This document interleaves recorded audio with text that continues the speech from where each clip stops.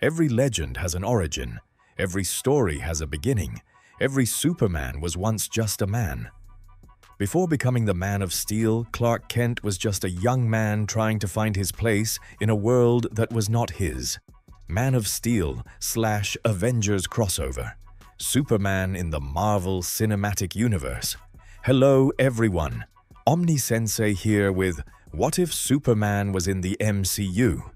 If you enjoy this content, smash the like button. If you haven't already, subscribe to the channel. Don't forget to check out the original story linked in the description.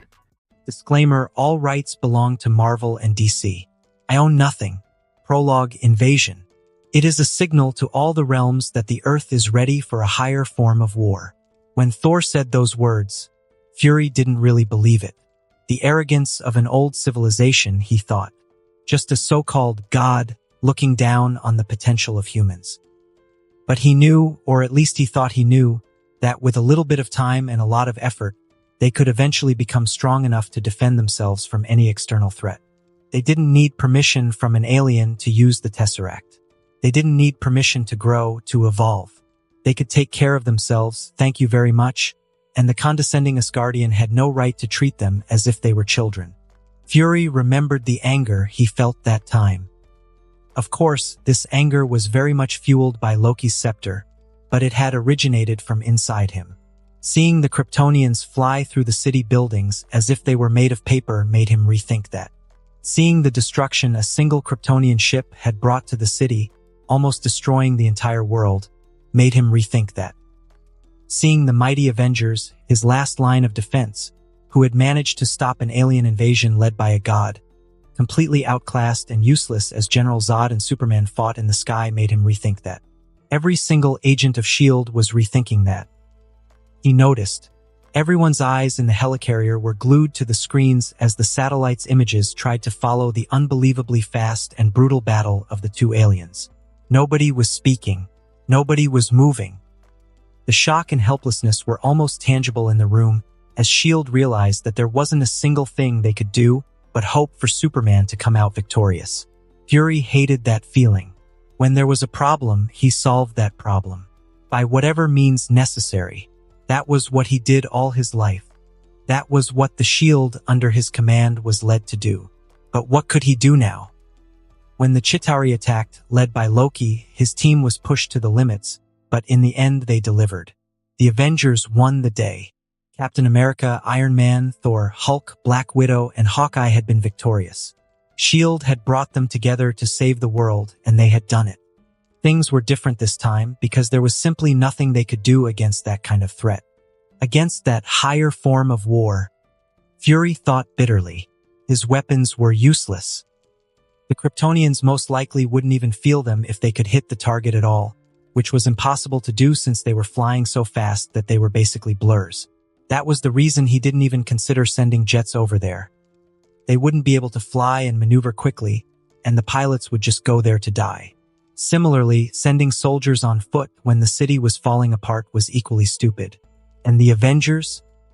They were most likely feeling what common agents felt when they stood side by side with them. That is, they were feeling, probably for the first time, what it was like to simply not be able to do a single freaking thing. The two members who could at least try to do anything were Thor and the Hulk. The problem was, and wasn't that a kick in the balls, that not a single one of them was in a position to help. Thor was inaccessible, doing who knows what, who knows where, since the beginning of this clusterfest, and the Hulk could only watch from the ground as the two aliens flew in the sky, unable to do a single freaking thing to get into the fight. Stark had been blasted from the sky and his armor simply wasn't in condition to fly anymore. Captain America, unfortunately for them all, hadn't received the gift of flying when he took the super soldier serum. Thus, he was stuck on the ground, helping the civilians dying like ants as the city fell on top of them. And Natasha and Clint, well, saying they were outclassed was a serious understatement. No, as much as Fury hated it, the only hope for humanity lay with a freaking alien. With a freaking 21-year-old alien from freaking Kansas who had never, in his entire life up to that point, thrown a freaking punch for real against a living opponent. All he could do was hope. Natasha found it hard to believe what she was seeing. She had seen pretty amazing things in her time. She saw Captain America fighting with all the strength of the super soldier serum as his body moved with unnatural grace and force.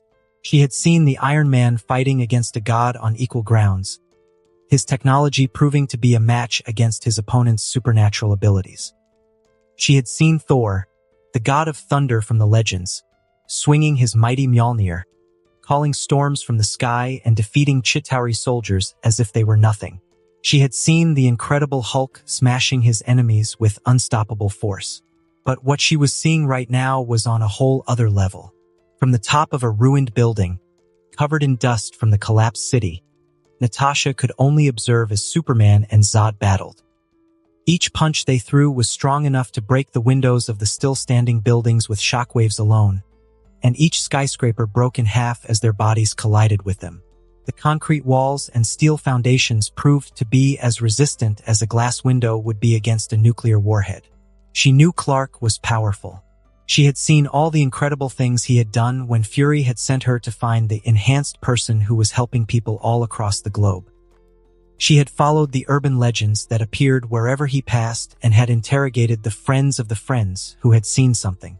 She had even watched footage of his previous battle against the Kryptonians in Smallville. But this, if anyone told her that shy, insecure, overly polite kid she had met, because whatever Fury said about him being a potential threat was severely discredited once she met him and was able to assess his personality, could bring destruction on that level, she would find it ludicrous. Not that he was the one responsible for this. Oh no, she didn't think that for a second.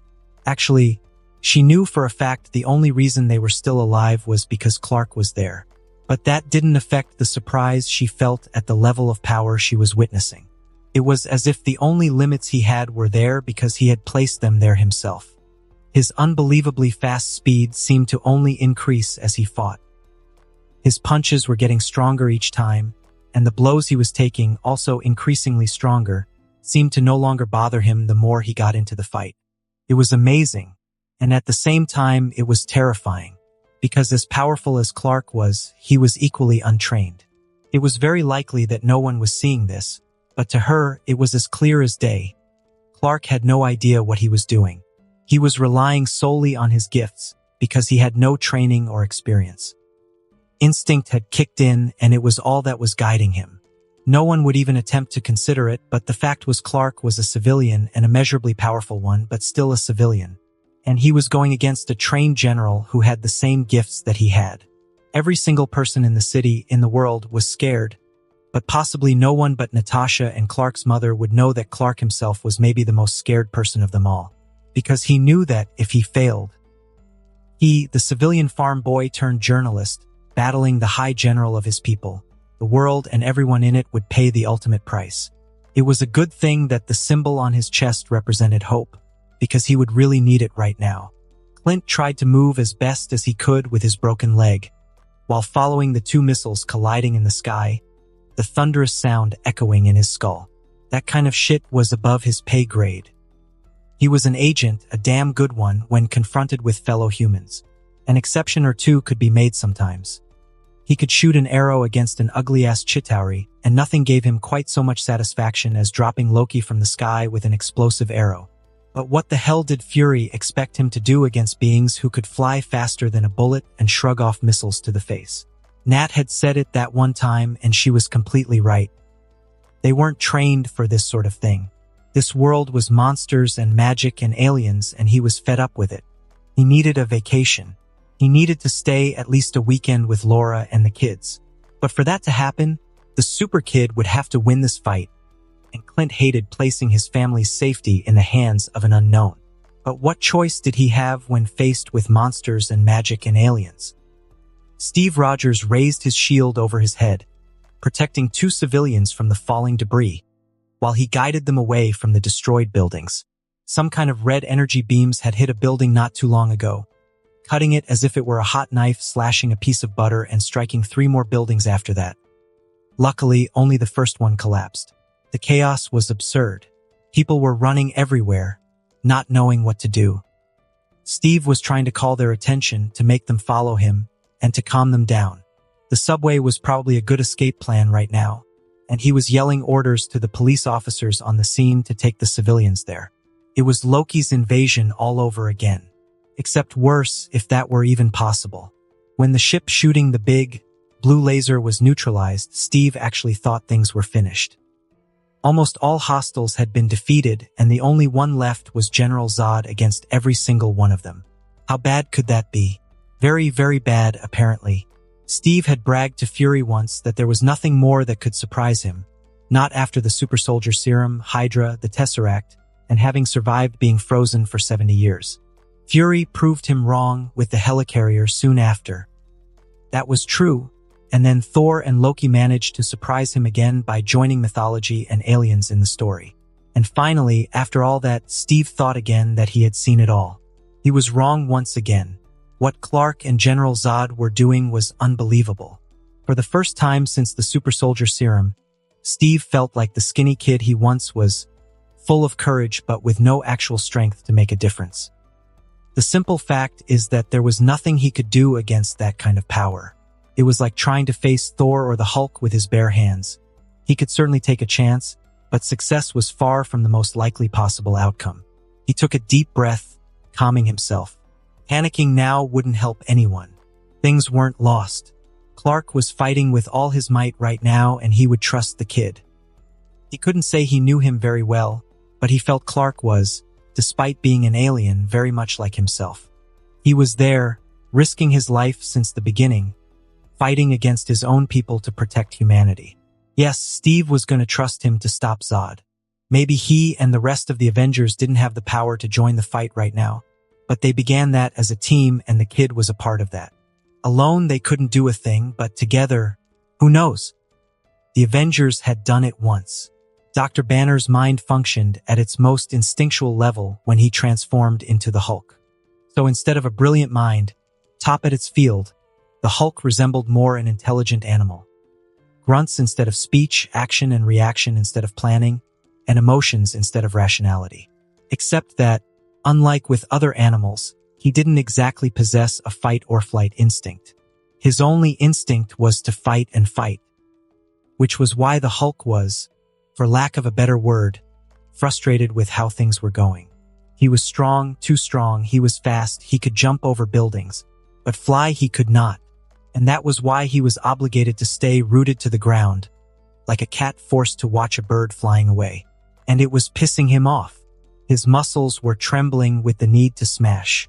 It wasn't simply anger. It wasn't simply fury.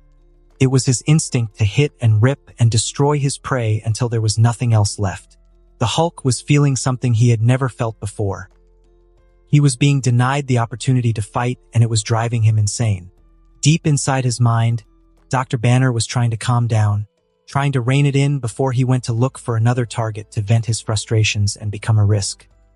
Of course, his thoughts weren't as detailed as he liked, the Hulk side of his mind being in control, but the overall feeling he had was that this needed to stop. The Hulk was suffering because it couldn't fight. Dr. Banner was suffering because he needed to.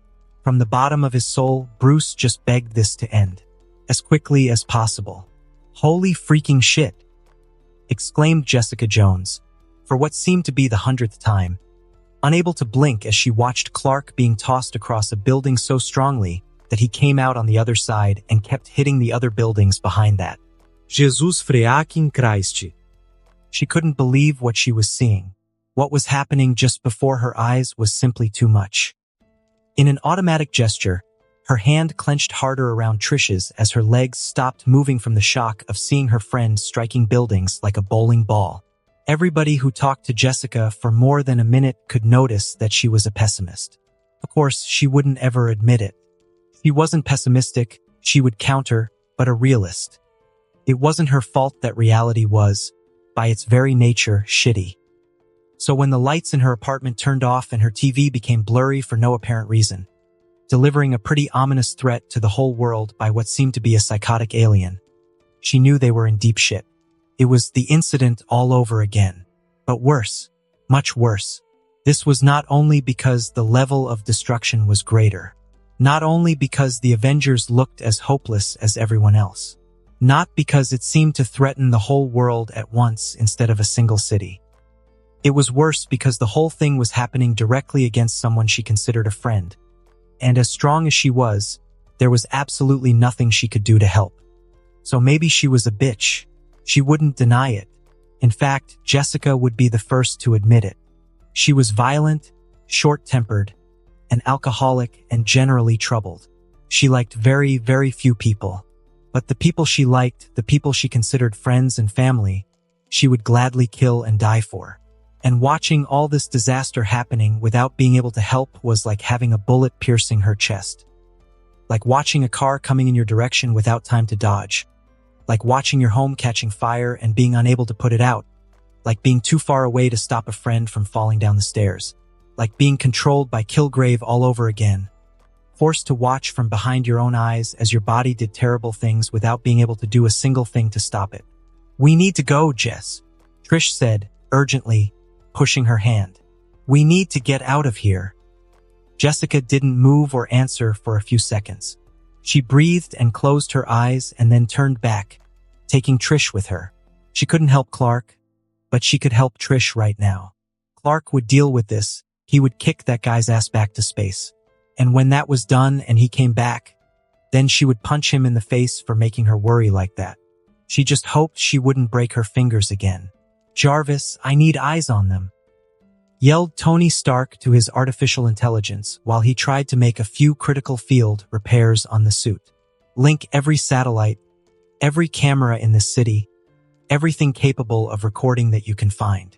"Right away, sir," responded Jarvis, transmitting the images to Tony's helmet. This couldn't be happening, not again, Tony thought. It was like one of his nightmares since the incident, except he had never actually dreamt something this horrible. Shaking his head, he went back to trying to fix his repulsors, trying to keep his mind occupied and avoid freaking out. That was something. He really couldn't afford it right now. "Sir, it appears they left the atmosphere," Jarvis said, bringing Tony's attention to the images on his screen. He saw Zod grabbing Superman and basically exploding into the sky. After a few seconds of no updates, Jarvis added, "We lost one satellite." Tony raised one eyebrow. They were fighting in space? Could Kryptonians survive in a vacuum? Well, what can't they survive? After what they did against him and his armor, against even the Hulk, Tony wasn't exactly incredibly surprised to find out one more ability they seemed to possess. "Sir, they re-entered the atmosphere. They are losing altitude quickly." And then he could see them again, like a meteor dropping from the sky, burning debris all around them while flames seemed to surround their bodies. The pieces of what was probably his own destroyed satellite fell all across town, shocking against buildings, and the Kryptonians continued their descent, glowing red like a falling star. He could actually hear when they shocked against the ground, everything trembling for a moment. For 1 second, Tony closed his eyes again. He stopped trying to fix his repulsors and just focused on his breathing, trying once more to control himself. To be the man Pepper deserved. To be Iron Man, a member of the Avengers. To be the man he knew he could be, armor or no armor. Because he fully admitted, even if only to himself, he never felt as afraid as he was at that moment. They crashed through the glass ceiling, knocking down a statue when its base made of stone broke down. Fast as lightning, Clark tossed Zod down and flew against him, hitting him on the floor and beating his head against the ground until the marble broke. Clark used all the strength he could muster to hold Zod down. He grabbed him in a chokehold, his muscles straining with the effort to simply hold him to the ground, to stop him from flying away and starting killing people again. Zod, obviously, fought to get away, grunting with the effort, the rage burning inside him. Even that, however, proved useless because Clark didn't budge for a second. But for how long could he hold him down? How long until Zod managed to shake him off and go on his path of destruction? No help would come, Clark knew. Not because there weren't people willing to help, but because they simply didn't have the strength to help. There wasn't a police force there to handcuff Zod or SHIELD agents to take him away. There wasn't a single prison in the entire world capable of securing a being such as Zod. Zod stopped struggling for a second and looked at the people still there. Clark's breath hitched when he realized what the general was thinking. With wild eyes, Zod tried to look at Clark as best as he could while being held down. "If you love these people so much, you can mourn for them." And fire came out of his eyes, directed at a terrified family. Clark used all his strength to pull Zod's head to try to stop the energy beams from hitting the family. The heat from the beam began to break the stone wall as the family hugged each other, trying to make themselves as small as possible. Zod fought with all his might as well, the beams slowly moving in their direction. "Don't do this," Clark yelled, desperate. "Stop!" The family cried and fell to the ground as they moved away from the energy beams, with the father pushing his wife and children away while they begged for mercy. "Stop!" Zod didn't even hesitate. "Never!" The beams were inches away from the family, sparks flying, and the screams more panicked than ever. Zod wouldn't stop, not until every last one of them was dead. Clark finally accepted. Not until Earth was as devoid of life as Krypton. So he closed his eyes, the tears falling down his face, and made his choice. The sound of Zod's neck breaking would haunt his nightmares for the rest of his life. Chapter 2: Arriving in New York, before the Kryptonian invasion. Clark couldn't help but open a big smile when he looked at the beautiful city. New York, the Big Apple, the most populous city of all the United States of America. He had never seen anything quite like that. Of course, having lived most of his life in Smallville would make it all the more impressive. Not that Clark hadn't left before. He had, after all, traveled a good portion of the world while looking for traces of his origins, but he had definitely never stayed in big cities, and certainly not one as impressive as this. As he walked down the streets, his big traveling bag on his shoulders, he tried to take in the sights as best as he could. There were people everywhere, bumping on each other as they walked on the sidewalks. Cars, buses, motorcycles filled the streets, the noise they made surrounding the air. Music was blasting from inside the stores of every kind. The smell of different kinds of foods caressed Clark's nose, making his stomach growl. It was all so different from Smallville and the other places he had been that it might as well be on another planet. But, despite all those differences, Clark was really excited to be moving to the big city, to start this new phase of his life, and to chase his dream of becoming a journalist. It wouldn't be easy, he knew that. For all his work on the high school's newspaper and the several journalism courses he took, Clark still didn't have any real experience. So he was moving to a new city without a guaranteed job, with no previous references besides his old articles and without knowing anybody in the city. And in this economy, as everyone would tell him whenever they had the chance, nobody was hiring. But Clark wouldn't let this bring him down. He had talent and will. That was all an honest man needed to succeed in life, his father said. And of course, there was the real reason behind wanting to be a journalist. It was a job where he could keep his ear to the ground, where people wouldn't look twice when he wanted to go somewhere dangerous and start asking questions. A job that would give him the chance to finally do what his parents, both adopted and biological, believed he could do, to use his gifts for good. Clark stopped at the crosswalk, waiting for the traffic lights to turn green, his mind wandering for a second, thinking back on how he ended up where he was. He had to admit it was quite the journey. After his dad, Jonathan Kent, died, Clark was numb. Everything he owed to his family, and to have half of that family ripped from him so early was a shock. He simply didn't see it coming. A heart attack, probably one of the most, if not the most, common causes of death in the world. And it was something that he couldn't fix despite having all those powers. He was devastated. He was lost. He was furious. And most of all, he was confused. Should he have noticed something? Should he have expected that? Because he didn't at all. The thought of his father passing away had never crossed his mind, not even once, and Clark didn't know if that happened because he was young, thus naive, or if he didn't see it because he was a super-powered alien who never got sick in all his life. Not for the first time, his unknown past plagued him with doubts. He didn't want to be different. He didn't like being something else. He didn't like not knowing what he was. And with his father passing away, he never felt so alone with his doubts. His mother was the one who shook him out of his depression, and the reason he left Smallville. Martha Kent was a strong woman, and a very scary mother when she needed to be. She had told Clark, not too gently, that he had a choice. He could stay there, depressed into his little dark world, whining about all the problems he had in his life, or he could get up and do something about it. Don't know what you are? Go look for clues to see if you find something out. Feeling sad because you are different? Everybody is different. Grow up. Be your own sort of unique. Can't understand humanity because you are not one? Then get out of your bubble and try to learn something useful from other people. Feeling useless because you can't help everybody? Hone your abilities and use them to help those you can. Clark smiled a little bit thinking about his mother. She was a lovely person, but she could scare even him, a bulletproof alien, when she had to. She was the one that gave him the kickstart he needed to go out in the world. And go out he did, for years learning everything he could, training his abilities, searching for clues of his past. Surprisingly, he ended up learning more about his own morals than anything else, at least in the beginning. He found out that he liked to help people, and so he did as often as he could. It was by doing that Clark observed something valuable. Good actions generated good actions. All some people needed to start doing good deed themselves was a little push, a little example, a little help. And sometimes, in a world that could more often than not be unforgiving and harsh, that was the most difficult thing to find.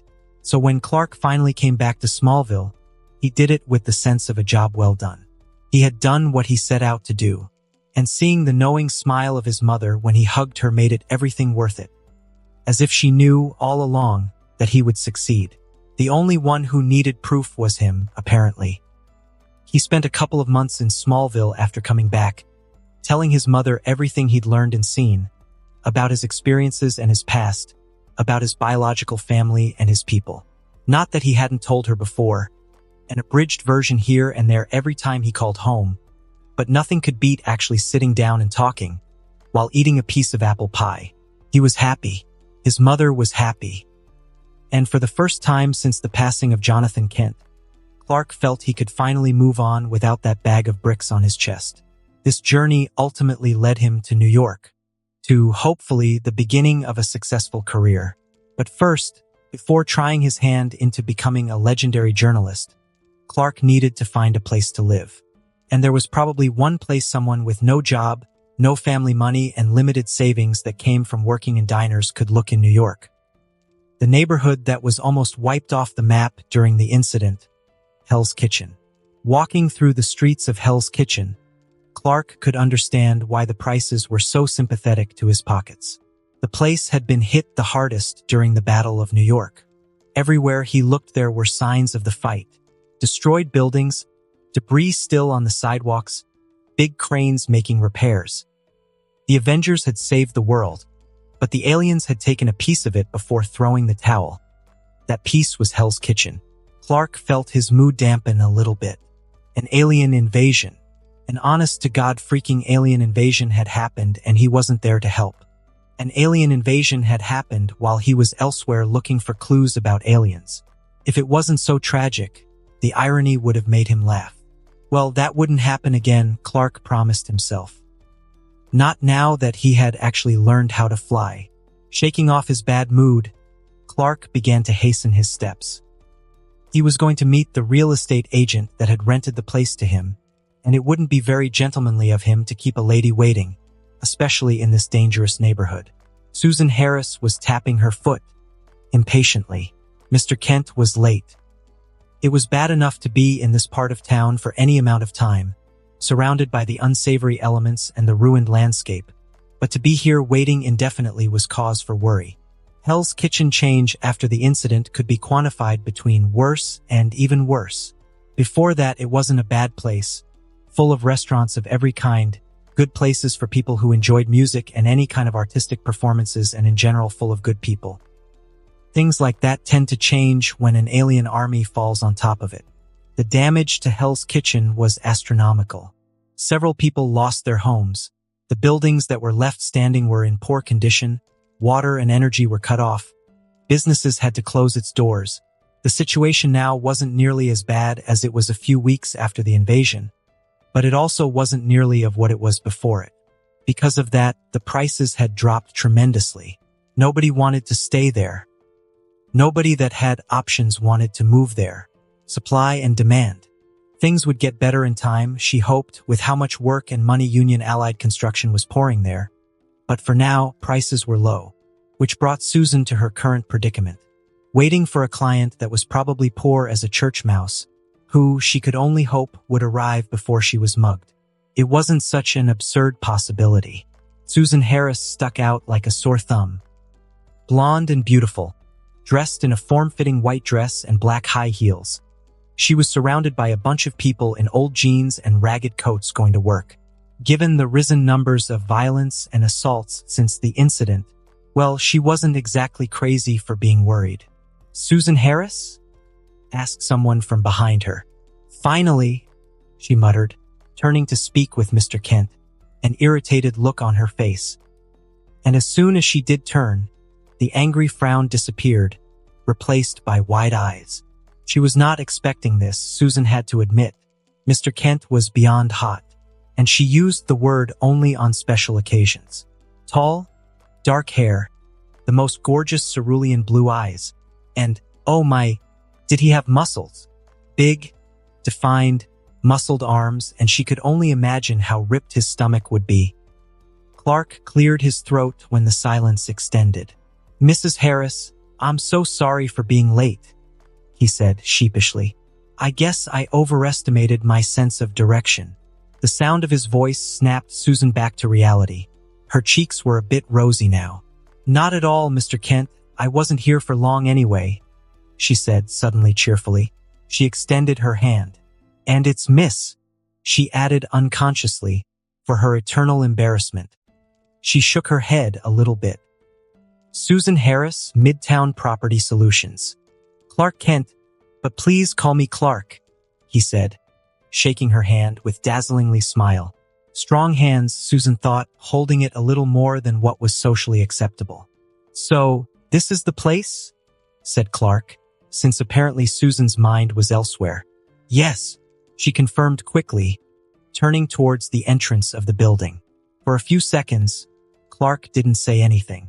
"It's, severe?" "Yes, severe." Susan agreed, though the word she would have used is dump. But don't let yourself be fooled by the plain look of the building.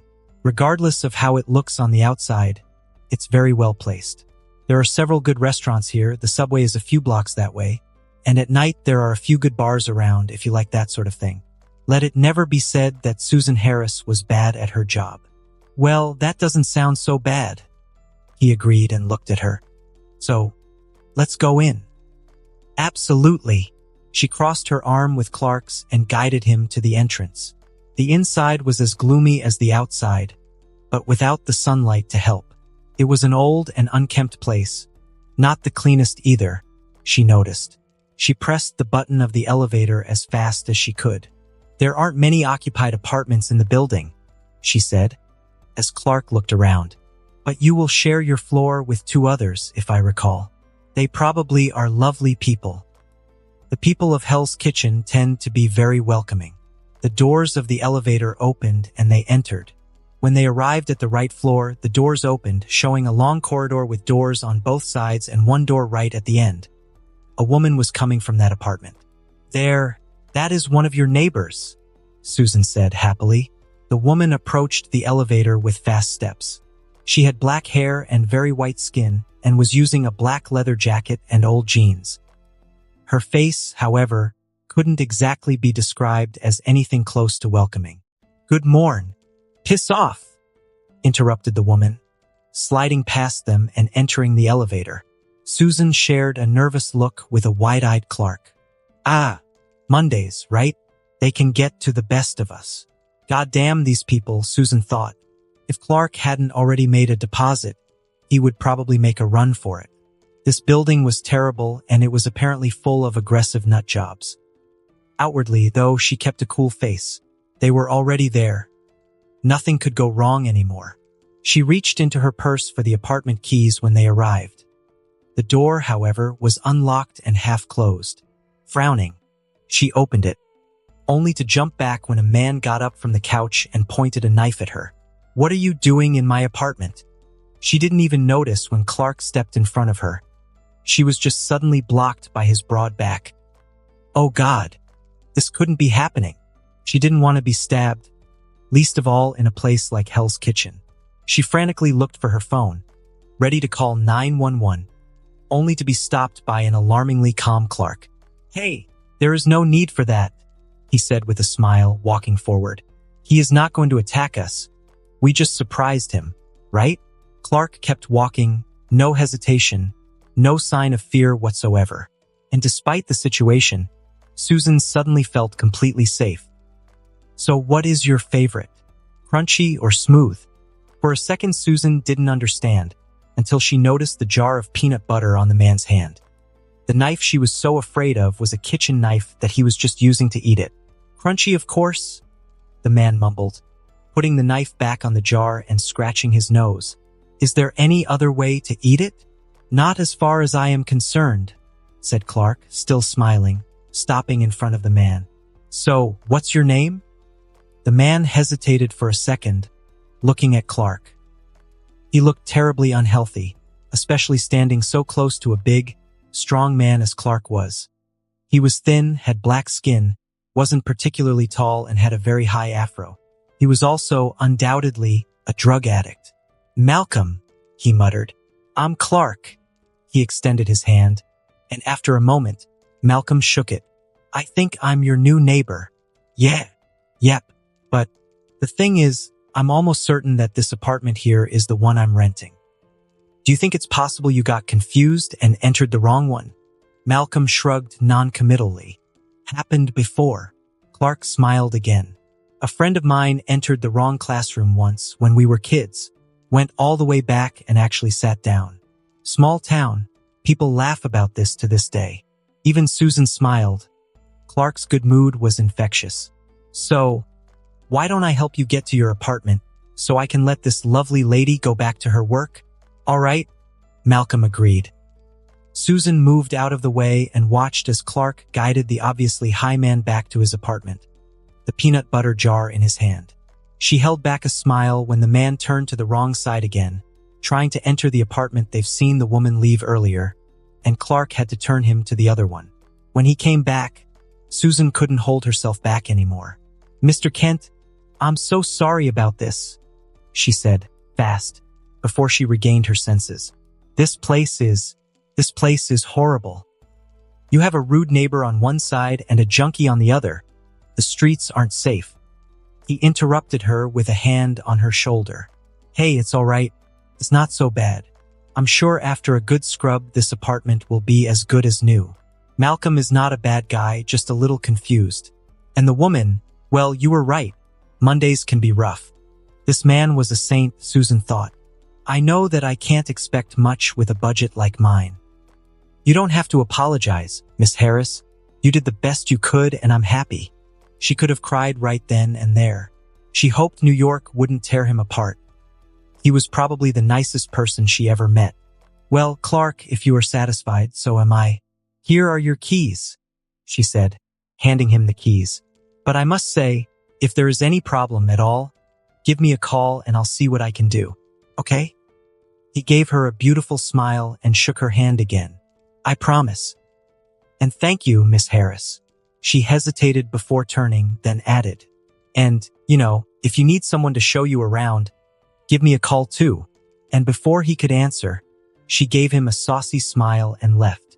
Clark was a little bit shocked. He definitely wasn't in Kansas anymore. Shaking himself out of his stupor, but still with a big smile on his face from being asked out by a gorgeous woman, Clark turned to look at his apartment. Despite his reassurances to Miss Harris, the apartment really didn't offer much.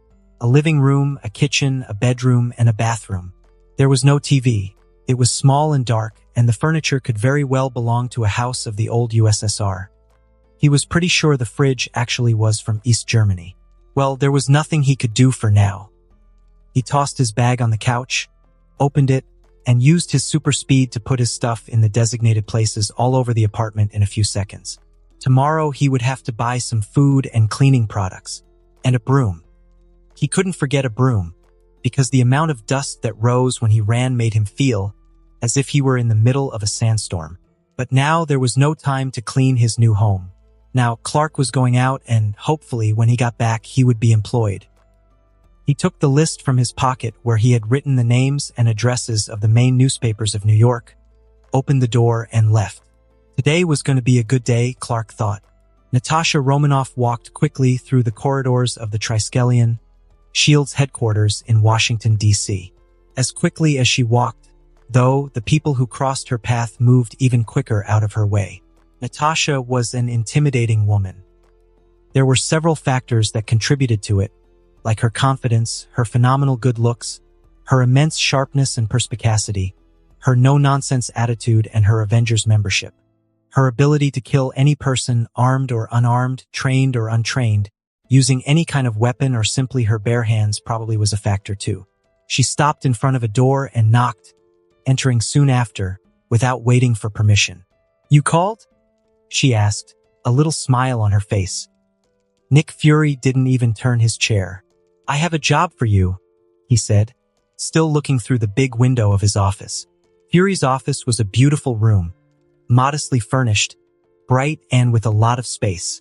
There were screens on the wall in front of his desk and, behind it, a striking view of the city. Natasha walked with the sureness of someone who had been there several times and sat on a chair by Fury's desk. "I do hope it's better than the last one," she said, making herself comfortable on the leather chair. "Can you even imagine how tedious it was to observe a mob's accountant? The man was so predictably boring that one day, he mistook sweetener for sugar after pouring it into his coffee and, instead of drinking it, he bought another one. I actually thought you were punishing me for something." Nick gave her a little smile. "They can't all be alien invasions, can they?" "Well, if those are my two options, I take the accountant." She rolled her eyes. "But we'll see how long it takes until I wish another alien invasion upon us." "How about something in between?" Fury asked. Natasha raised her eyebrows slightly, even if inside she felt a bit more surprised than that. "What do you mean?" Fury turned one of his monitors so she could see it. 3.5 months ago, the Canadian Army found something buried in thick ice in Ellesmere Island. They didn't have the equipment necessary to know what exactly it was, so they made a joint operation with the American Army to find out what they could. "We didn't send anyone with them?" Natasha asked, her eyes on the screen. "Of course we did, just not officially. But a previously associate of ours was invited because of her expertise. Dr. Jane Foster and, of course, her assistant, Miss Darcy Lewis. As I understand, they tried to contact Eric Selvig, but as you probably know, he still is treating himself because of the number Loki did on his mind. She liked where this was going less and less. What could an astrophysicist know about an object trapped in ice? She asked, already guessing the answer. He didn't disappoint her. It wasn't about where the object was at the moment, but where it was 20,000 years ago, out of this planet. There was a stream of curses in Russian. Yes, that was exactly what I said too.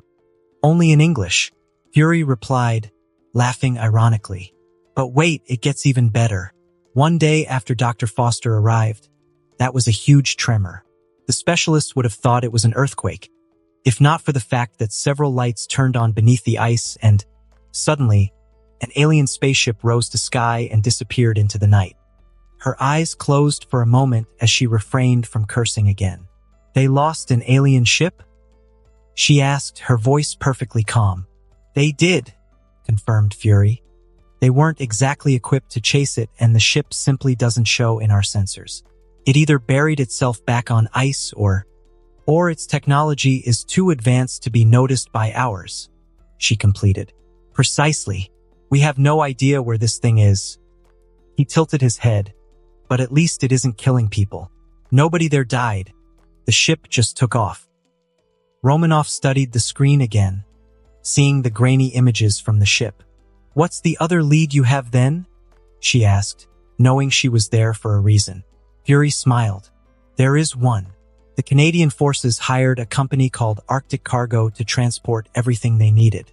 There were 67 workers when they arrived. After the ship left, there were only 66.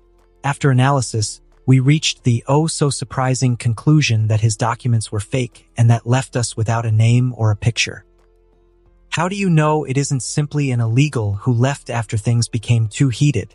Because of the testimony of our Norse god's old friend, Darcy Lewis. I can't even begin to quote from memory, so let me read it. Here it is. He looked at the text on the screen and read, "He totally saved our lives when the killer robot attacked and almost killed Jane. He just appeared and, Ardij, ripped the thing in two with his bare hands. How did he look? Wow, where do I begin? He was a dark-haired, hunky, blue-eyed beefcake of a man, and I wanted to bite him. I told Jane that I have dibs on this one. She can't just get all the good-looking aliens for herself. How do I know he is an alien? That's a stupid question. He operated on Jane with laser eyes. He went ARGH and destroyed a robot. What else could he be? Captain Canada, who was also frozen in ice." It was a testament to Natasha's training that she didn't laugh when Fury read that. "So, an alien that looks like a human with dark hair and blue eyes, is strong, and has laser eyes stole the ship?" Natasha asked. "And before that, he was working for Arctic Cargo with fake documents." "Well, it's a lead. Though I probably should speak to Dr. Foster and Miss Lewis. They might know more." Fury nodded and suddenly looked very serious. "We need to find this man, Romanoff. We have an alien with unknown strength and motivations who is in possession of an alien ship on our planet. If we don't deal with this swiftly, it could turn into another incident." Natasha got up. "I can't believe they are calling it the incident," she said, looking at Fury. "I was there. I remember it being a little more than a simple incident." She looked at Fury. "And I have no intention of letting something like that happen again." Saying this, Natasha Romanoff turned and left the room. She was already missing the accountant. Chapter 3, moving forward. Clark was wrong. It had not been a good day. He had been all over town, sometimes making liberal use of his speed to beat the traffic, visiting every single newspaper he could find. He began with a very selective list, trying his luck with newspapers he had dreamed of working at. Sooner rather than later, he realized that maybe he would be more successful if he aimed a little lower. Just thinking about it made his head hurt. The Daily Bugle building earlier that day. "Who are you again?" asked John Jonah Jameson, barely looking at him while he shuffled through the papers on his table, a lit cigar in his mouth. "Clark Keskivico." "I don't care who you are," he yelled, finally looking at him. That was a rhetorical question. "I don't know who you are, kid, and you have the gall to come here and waste my time by asking for money. Do you think this is one of those charity things where we feed the poor and homeless?" "Look, Mr. Jameson, No, you look." He pointed at him with his cigar. "We have no place for a reporter. What I need is a photographer. Can you do that?" "I can take pictures, yes," Clark answered slowly. By that point, he had already realized that whatever he could get here was a profit. "Then you are worth something. Alleluia. Let me clue you in a little secret, kid. I'm surrounded by idiots." Given he was yelling that, Clark didn't think it was such a closely guarded secret that he felt that way. "People think these so-called heroes out there are protecting them," he continued. "They think that these Avengers give a crap about what's happening in the city. Well, I'm here to clarify to you that they don't. This whole shitstorm with the aliens and that maniac with the horns was their fault. They made all this theater happen. And do you know why?" Clark didn't, but he was sure Jameson would tell him. "For fame," he howled. "Just so they could be hailed as heroes. And then, when every one of those poor bastards turns into a starstruck fan, that's when they act." "Act how?" He couldn't resist asking. "They take power," Jameson yelled. "They make themselves a symbol of everything that is right in the world, so that when someone disagrees, they are automatically wrong. They are a menace." He slapped the table with both hands, his eyes shining with a maniac glow. "But I've seen through their ruse, and I will unmask them." Clark couldn't really speak right now, stunned into silence. "I want pictures of the Avengers. That's what you can do, boy. Bring pictures of them showing their real colors and I will pay you." The word pay, for his eternal shame, shocked him into motion. "How much?" he asked, before he could stop himself. $50. 25 if they are not perfect. Now leave. Not all of us are unemployed. That had been a one-of-a-kind experience, and would remain just the one if he had anything to say about that. He couldn't imagine the kind of selfless, patient, and humble soul that would take for someone to endure that man on a daily basis. He grabbed his burger from the plate and took a bite. At least the food was good. The place he was at wasn't bad at all. A little bar, good music, a few people drinking and laughing at the tables. Not a bad place at all to end the day and go home, because even if his body wasn't feeling it, his mind was tired from the long and unsuccessful day. Well, maybe not all that unsuccessful. The New York Bulletin building earlier that day. "Look, Clark, we just can't hire anybody right now," said Mitchell Ellison, editor-in-chief at the New York Bulletin. "It's really not a matter of want, but a matter of can't. I've read the articles you gave me and they are good.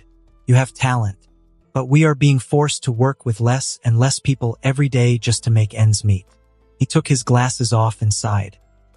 "The truth is, we are hanging on by our fingertips. Newspapers are dying. Everybody wants news immediately. They want to take their cell phones and read. And they want their news updated as fast as they happen. Nobody wants to buy a printed newspaper every morning just so half of what they read isn't relevant anymore by the end of the day. We are just at the end of our days." Clark could feel that the man really meant what he was saying. It wasn't just some excuse to turn him down. "I understand, sir, about you not being able to hire me, Clark said, getting up. "But I disagree with you. What you do, what I want to do, is as relevant as ever. Maybe more than it ever was. Everybody wants fast news. That's true. And there are thousands of media vehicles ready to deliver them.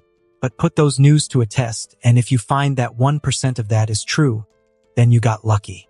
What you do is bring true, real and proof-based news every day, and that is as important as it ever was." He pushed the chair back to its place and smiled. "It's a shame you don't have a place for me now, but I hope you will one day. It's been a pleasure, Mr. Ellison." He shook Ellison's hand and turned. He heard Ellison sigh again. "Clark, hold on." Clark looked at him again. "We can't hire you now, but I can buy stories from a freelancer." He pointed at Clark. "Bring me something worth reading, with all the proof to back it up, and I'll buy it from you." He shrugged. "It's not a perfect solution," Ellison added, "but it's what I can do right now. The number I gave you, do you have it? If you find something of value, give me a call. Day or night. I don't really sleep much anyway." It really was a pity that Mr. Ellison couldn't hire him, Clark thought, biting his burger again. From every person he met that day, he felt that Mr. Ellison was the one who believed in what his career represented the most. He had a little problem with his belief that was true, but deep down Clark felt he knew what was important. He was so distracted thinking about everything that happened that he only noticed someone was close when an enormous shadow came over him. "Can I see some ID?" asked a deep voice. Clark raised his eyes to see a huge man behind the balcony, and in a rare moment he actually felt small. Tall, bald, dark-skinned, and built like a bull, the man talking to him was even bigger than he was, with muscles so massive that Clark wondered the amount of food and exercise it would take to get to that point. "Sure, just a second," he finally said, digging through his pockets and fishing his ID. "Here." The man looked at it for a moment and gave it back, before opening a bottle of beer and putting it beside his plate. "I didn't," Clark began, only to be interrupted. "It's on the house." "It looks like you need it," he said, raising his hand. "I'm Luke. I own the bar." Clark quickly cleaned his hands on the napkin and shook the man's hand. "Clark, and thanks, it's very nice of you." It wouldn't work, of course, since he was immune to alcohol, but it was the thought that counted. "So, what's eating you?" Luke asked, wiping a few cups. "Girl problems." He chuckled. "Need a girl for that?" Luke smiled. "No, my problem is more basic. I moved here today and I can't find a job. Nobody is hiring in this economy, apparently." Luke nodded sagely. "It's not easy for anybody. Where are you from?" "Smallville." His eyebrows rose a little bit. "That a real town? Or you actually are from a small 6. It's real, Clark answered. He waited a bit and added, and pretty much yes. Luke snorted. How are you adapting?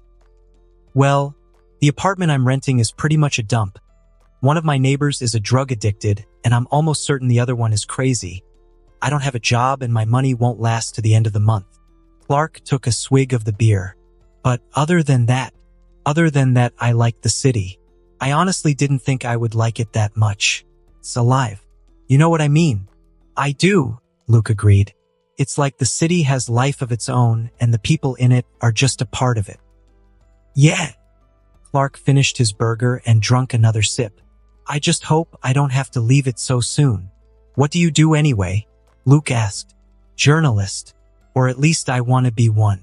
No one is hiring though. I think I'm going to have to work by myself at least for a while. Freelance. One of the editors said he would buy a story from me. Do you have a story? Nope. And to be honest, I don't even know where to start looking for a good one. I mean, should I go for politics? Or something more down to earth like the reconstruction of Hell's Kitchen? Or just wait for Tony Stark to make a bombastic revelation to the press again? Luke laughed in his deep voice and then looked at Clark. Pop used to say the only direction in life that matters is forward. You already know what you have to do. Now you just have to do it. Clark considered what he said. That's a pretty simple way to look at things. Smart too. That's Pop for you, Luke chuckled. Sometimes you just have to let another set of eyes look at the problem. He finished the beer and picked his wallet to pay for his dinner. Thank you for the talk. And the beer. Next time I come back, introduce me to Pop. He sounds like someone I would like to meet. Luke smiled. If I can drag him here someday, I will. Good night. With that, he said his goodbyes and left the bar. The streets were much quieter now than they had been during the day, since there was no one around.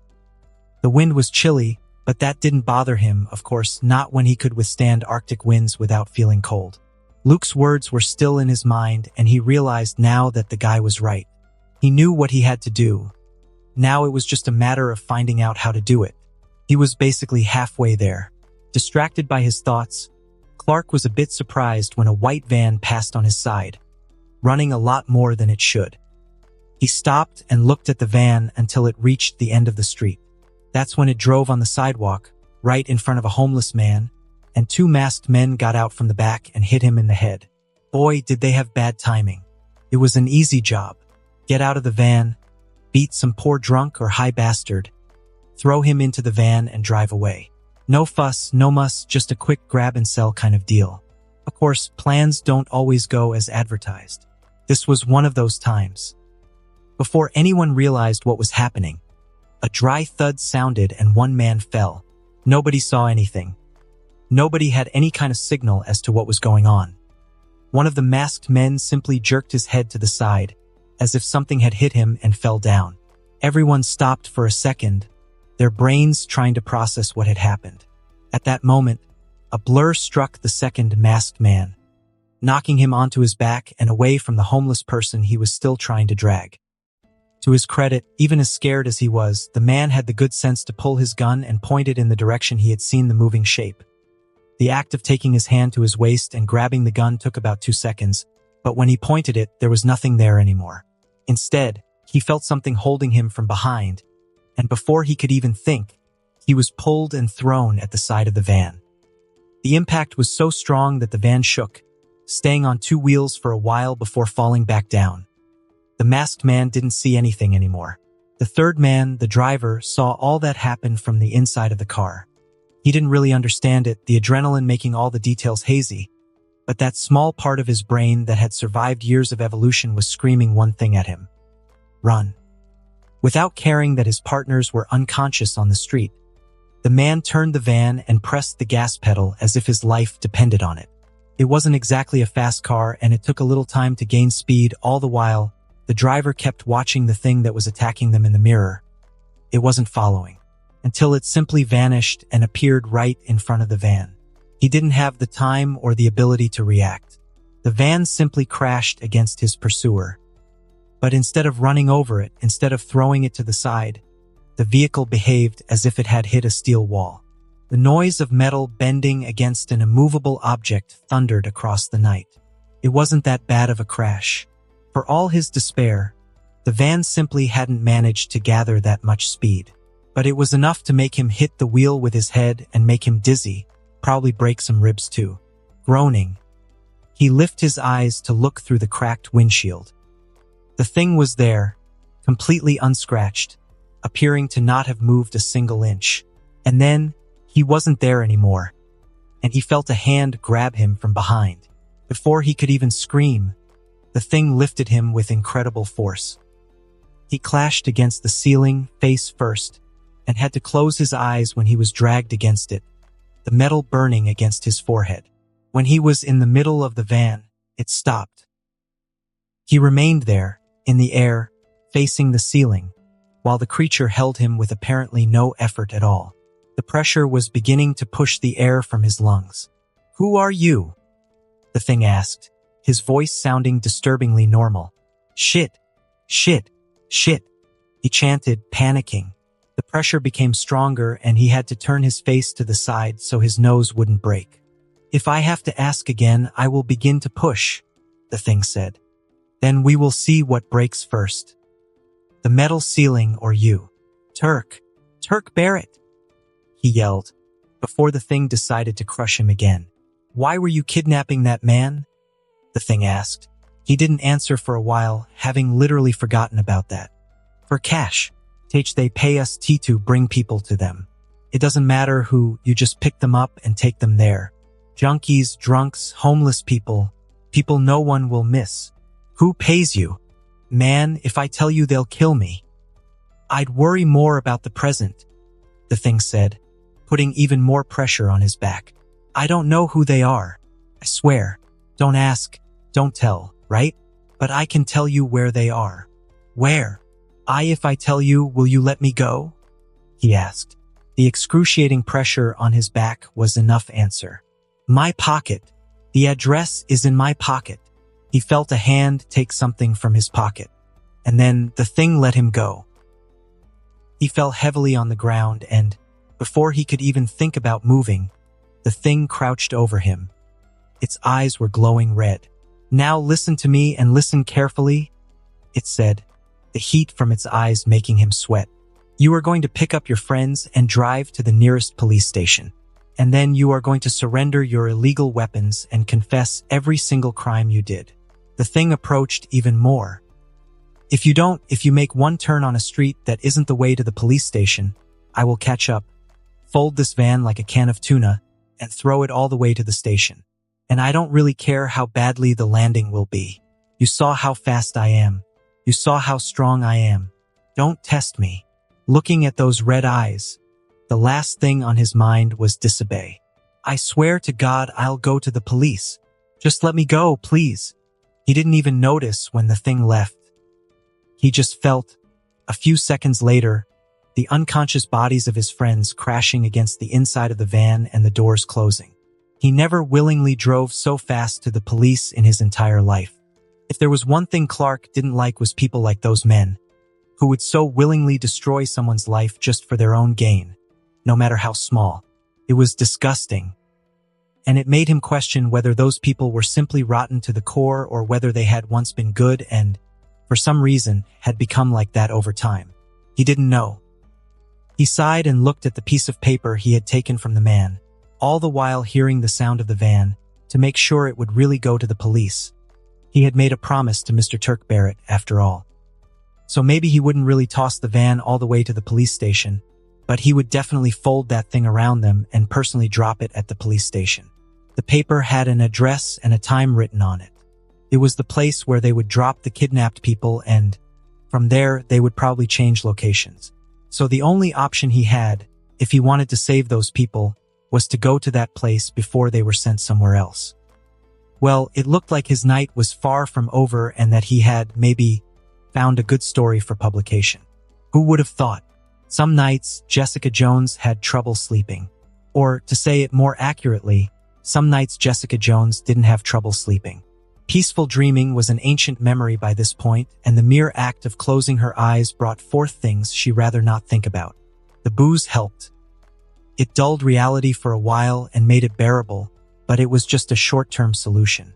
And, since she had a fast metabolism and a higher rate of healing, it was an even shorter-term solution for her.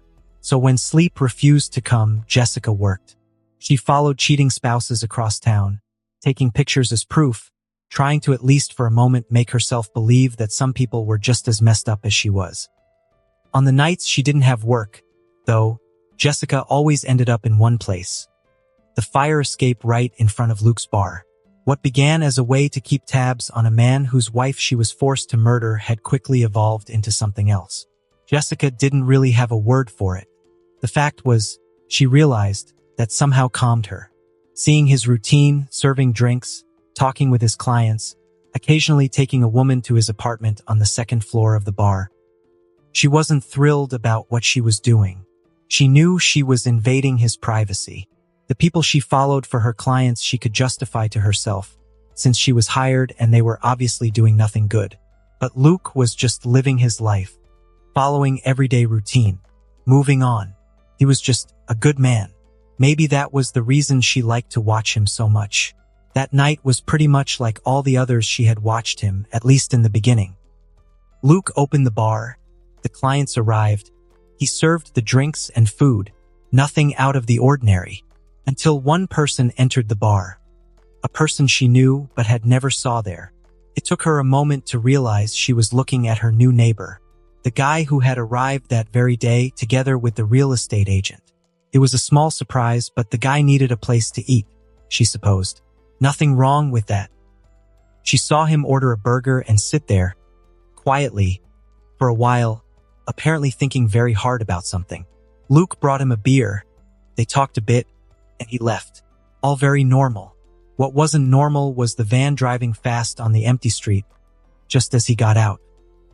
What also wasn't normal were the men that got out of the van and tried to kidnap some guy. And what was even less normal was the sight of her neighbor running so fast he basically disappeared on a blur, the sight of him knocking down the kidnappers, and the sight of him stopping a moving vehicle just by standing in front of it. For a moment there, Jessica thought she had drunk a bit too much. She didn't even notice her jaw dropping or the fact that her flask was upside down, the cheap liquor falling. It was only when she unconsciously let the flask drop that the sound snapped her back into action. That was unbelievable. But it was real. She knew she wasn't drunk enough to imagine that. Her neighbor was apparently like her, except a little bit stronger and a little bit tougher, she forced herself to admit. For one embarrassing moment, that Jessica made sure to suppress quickly and hard, she felt a pang of fear. The last time she saw someone like her, someone gifted, well, saying that things hadn't really ended up well was like saying water was wet. But this guy was different, she thought. Or at least he seemed to be. He didn't have to help that dude, and yet he did, just like she would have done it once upon a time. Her curiosity was piqued. It was time to go back, just not to her apartment. As a good private investigator, Jessica would take this chance to learn a little more, just in case her neighbor ended up being less like her and more like him. And if she was being nosy, well, it wasn't like staying there. Taking pictures of Luke would change that. Natasha arrived in New Mexico later than she would have liked. It took her more than calculated to put her pressing matters in order so she could finally go. She couldn't even talk to Clint before embarking. She hoped he wouldn't pout when he got her message, but knowing him, he probably would. Darcy Lewis was the one who answered the door and let her into the lab, wearing robes and slippers, her mess of a hair enough evidence that she was just out of bed. That and the irritated and tired look behind the glasses. Really? Couldn't you wait until tomorrow? Darcy asked. I'm sorry, Natasha apologized. I really am. But I'm sure you understand the need for me to move as quickly as I can. But why now? We already told you guys everything that happened. It's been months. They walked through the dark lab while talking, Natasha stepping with grace and speed, while following a sluggish Darcy, who apparently was having trouble with talking and moving at the same time.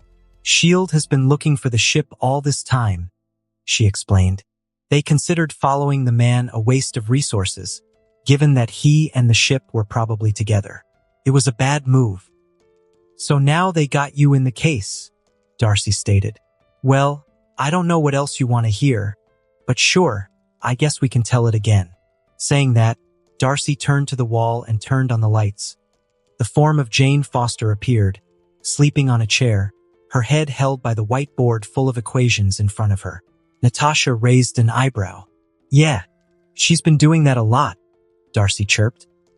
Usually she has a half-eaten sandwich on her lap, but I guess today she wanted to look pretty for the guests. And then, she clapped really loud.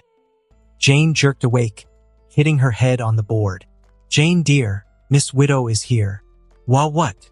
Jane slurred, looking around. Natasha took pity on her and walked closer, pulling up a chair. Dr. Foster, I called today, remember? She said, sitting down. I wanted to ask a few questions about the alien ship. Jane rubbed her eyes and nodded. I remember. Sorry, I must have fallen asleep. Sleeping 10 minutes here and 15 minutes there isn't sleeping, Jane. Darcy protested, also sitting down. You have to stop moping around. Things are getting unsanitary already. There was a rat on your shoulders yesterday. I managed to toss him out with a broom, but it's only a matter of time until another one appears. A rat? That was Jerry, Jane exclaimed, suddenly awake. He was a lab rat. My lab rat. Huh. Wow. Well, my bad. Darcy stuttered in apology. But I'm sure he will be back. Lab rats are smart, right? Like Brain from the cartoon, remember? Pink not so much, but there's a 50-50 chance. She frowned, suddenly thinking about something. What the hell were you doing with a lab rat? Anyway, you are an astrophysicist. Jane blushed a little bit. I was feeling lonely, he helped. Natasha tapped her finger on the table. If she didn't interrupt, she noticed she wouldn't leave tonight. Girls, please, the sooner we end this, the sooner you can go back to sleeping. Both of them turned to Natasha, as if they had forgotten she was there. Yes, of course, Jane said, sitting straight. What would you like to know? Like I said on the phone, I read the report Shield made after interviewing you. But since I'm actually trying to find this person now, I would like to make my own questions. So if you could tell me what happened, in detail, it might help. Dr. Foster nodded as she collected her thoughts. 3.5 months ago, I was contacted by the American Army for a consultation about an object that they had found. Understandably, they couldn't tell me more over the phone, so they sent someone here to explain that the Canadians had found something under the ice on a place called Ellesmere Island. Something they suspected it was not of this planet. Funny how normal it became after the Battle of New York to admit that something could be alien. People were often mocked at best if they dared to suggest such a thing before. She nodded so Jane would continue. I tried to explain that this wasn't my field, that I wasn't an expert on anything alien, but no one is, concluded Natasha. Exactly. I at least talked to one, so I guess that makes me kind of an expert, Jane chuckled. Talked, huh? Interrupted Darcy, smiling. Is this how you kids are calling it today? Talk? Dr. Foster blushed hard. Anyway, I talked to Shield, and they didn't mind if I took 1 month from my research to go to the expedition, so I agreed. The pay was good, and I was curious as to what they had found. No, Shield wouldn't mind at all, Natasha thought, since they wanted to know what that thing was too. We both got there a few days later, Jane continued, and they gave us some of the information they had about it. Apparently, the ice around the object was 20.000 years old, and it was emitting a signal, which was how they managed to find it in the first place. What kind of signal? I don't know, but whatever it was, it stopped after it took off, I asked. Jane answered. After that, we took our stuff to our tent and waited. We didn't really have anything to do there until they managed to take the object out of the ice. Which was completely boring, Darcy added. Thus why I suggested we take a look around. After those annoying soldiers were out of the way anyway. Jane nodded, guiltily. So when night fell, we got out to take a closer look. You can't imagine how cold it was. If we died there, they wouldn't find our bodies until spring, probably. It was a stupid idea, so we decided to go back. That was when we saw one of the guys who worked for Arctic Cargo, the same one who had taken our things out of the plane. How can you be so sure it was the same guy? Inquired Natasha. "Trust me," answered Darcy. "There was no forgetting a guy that hot. Even Jane agrees with me." Given how much she was blushing, that was probably true. It doesn't matter how hot he was or wasn't. The problem is that he was wearing a t-shirt. No coat, no gloves, just a t-shirt. And in that weather, his fingers would have fallen off the minute he got out of his tent. Now that was interesting. We got curious, so we followed him. Ellesmere Island 3.5 months ago. Jane and Darcy tried to follow the man as quietly and quickly as they could, which proved to be harder than they thought on that snow and using that amount of clothes. On the upside, the howling wind made it difficult to hear, so the guy probably wouldn't listen to them. He was clearly going down to the wall of ice where the ship was trapped, so when they lost sight of him, that's where they headed to. It wasn't easy, holding to the frozen rocks, trying not to fall to their deaths in the raging sea, but they managed. The surprising thing was, the 20.000-year-old wall of ice wasn't as impenetrable as they thought. There was a tunnel on it. Both of them stopped to look at it, going as far as forgetting the cold and the height for a minute. Jane was stunned. There was simply no way that the army had dug that tunnel in such a short amount of time, without some serious equipment to do it and on the side of a very high cliff. "What the hell?" exclaimed Darcy, conveying exactly what Jane was thinking. She touched the walls of the tunnel. "It looks like it was melted." It did. But by what? A laser? What kind of laser could melt a wall of ice that thick? And with that kind of precision? And without making a sound? Jane's scientist mind was working overtime trying to make sense of this. Darcy, much more practical, simply walked towards the tunnel. She felt like she was in the depths of the sea walking under all that ice. There was no wind there and the sound was muffled. The light of the flashlights glowed against the walls. It was like another world entirely. And that's when they saw it, the mystery object. An alien ship in all its glory. Even Darcy stopped moving for a second while they tried to take in the view. The ship was huge, encrusted into the ice, like it was a sculpted mountain of metal. Beautiful and, at the same time, clearly not from Earth. In silence, they walked towards it, eyes wide, until they found an entrance. The inside of the ship was maybe even more impressive. Surrounded by the alien metal, both of them followed the corridors, the weak lights doing little to stop them from looking around, trying to make sense of that weird environment. Until they crossed an open door and saw an odd floating robot. The robot didn't move when they approached, just kept itself in air. They looked at each other, smiling, amazed by what they were seeing. Darcy fumbled with her thick clothes and managed to pick her cell phone, pointing at the funny-looking robot. "Say cheese," Darcy said, grinning. Jane's own smile began to disappear when the robot seemed to open and started vibrating, like an angry wasp. "Darcy, no!" she yelled, pushing her friend to the side. Just at the moment, the robot lashed a strange metal tentacle at her. It missed Darcy, but hit Jane in the stomach, throwing her in the air, until she shocked against the wall. It hurt so much that she could barely breathe, but adrenaline was running through her veins as she tried to get away. Darcy ran to her, putting herself between her and the robot, that ridiculous taser on her hand. And then he was there. The man they were following, the man who supposedly worked for Arctic Cargo. And even in pain as she was, panicked as she was, she couldn't keep herself from watching as he grabbed the robot, fighting against it as it struggled, his fingers sinking into the metal, and then he pulled it. She could only hear as the metal was torn apart, the sound echoing on the narrow corridors. And then, when the robot still tried to move, the man picked it and crushed it, folding the metal as if it was paper. He gave the robot a last look, probably assessing if it was still a threat, and then looked at them. "Don't even think about it, pal," Darcy warned him, shaking her taser, as if she could actually do anything. The man simply raised his hands, a universal sign that he didn't want to fight, and started walking to them.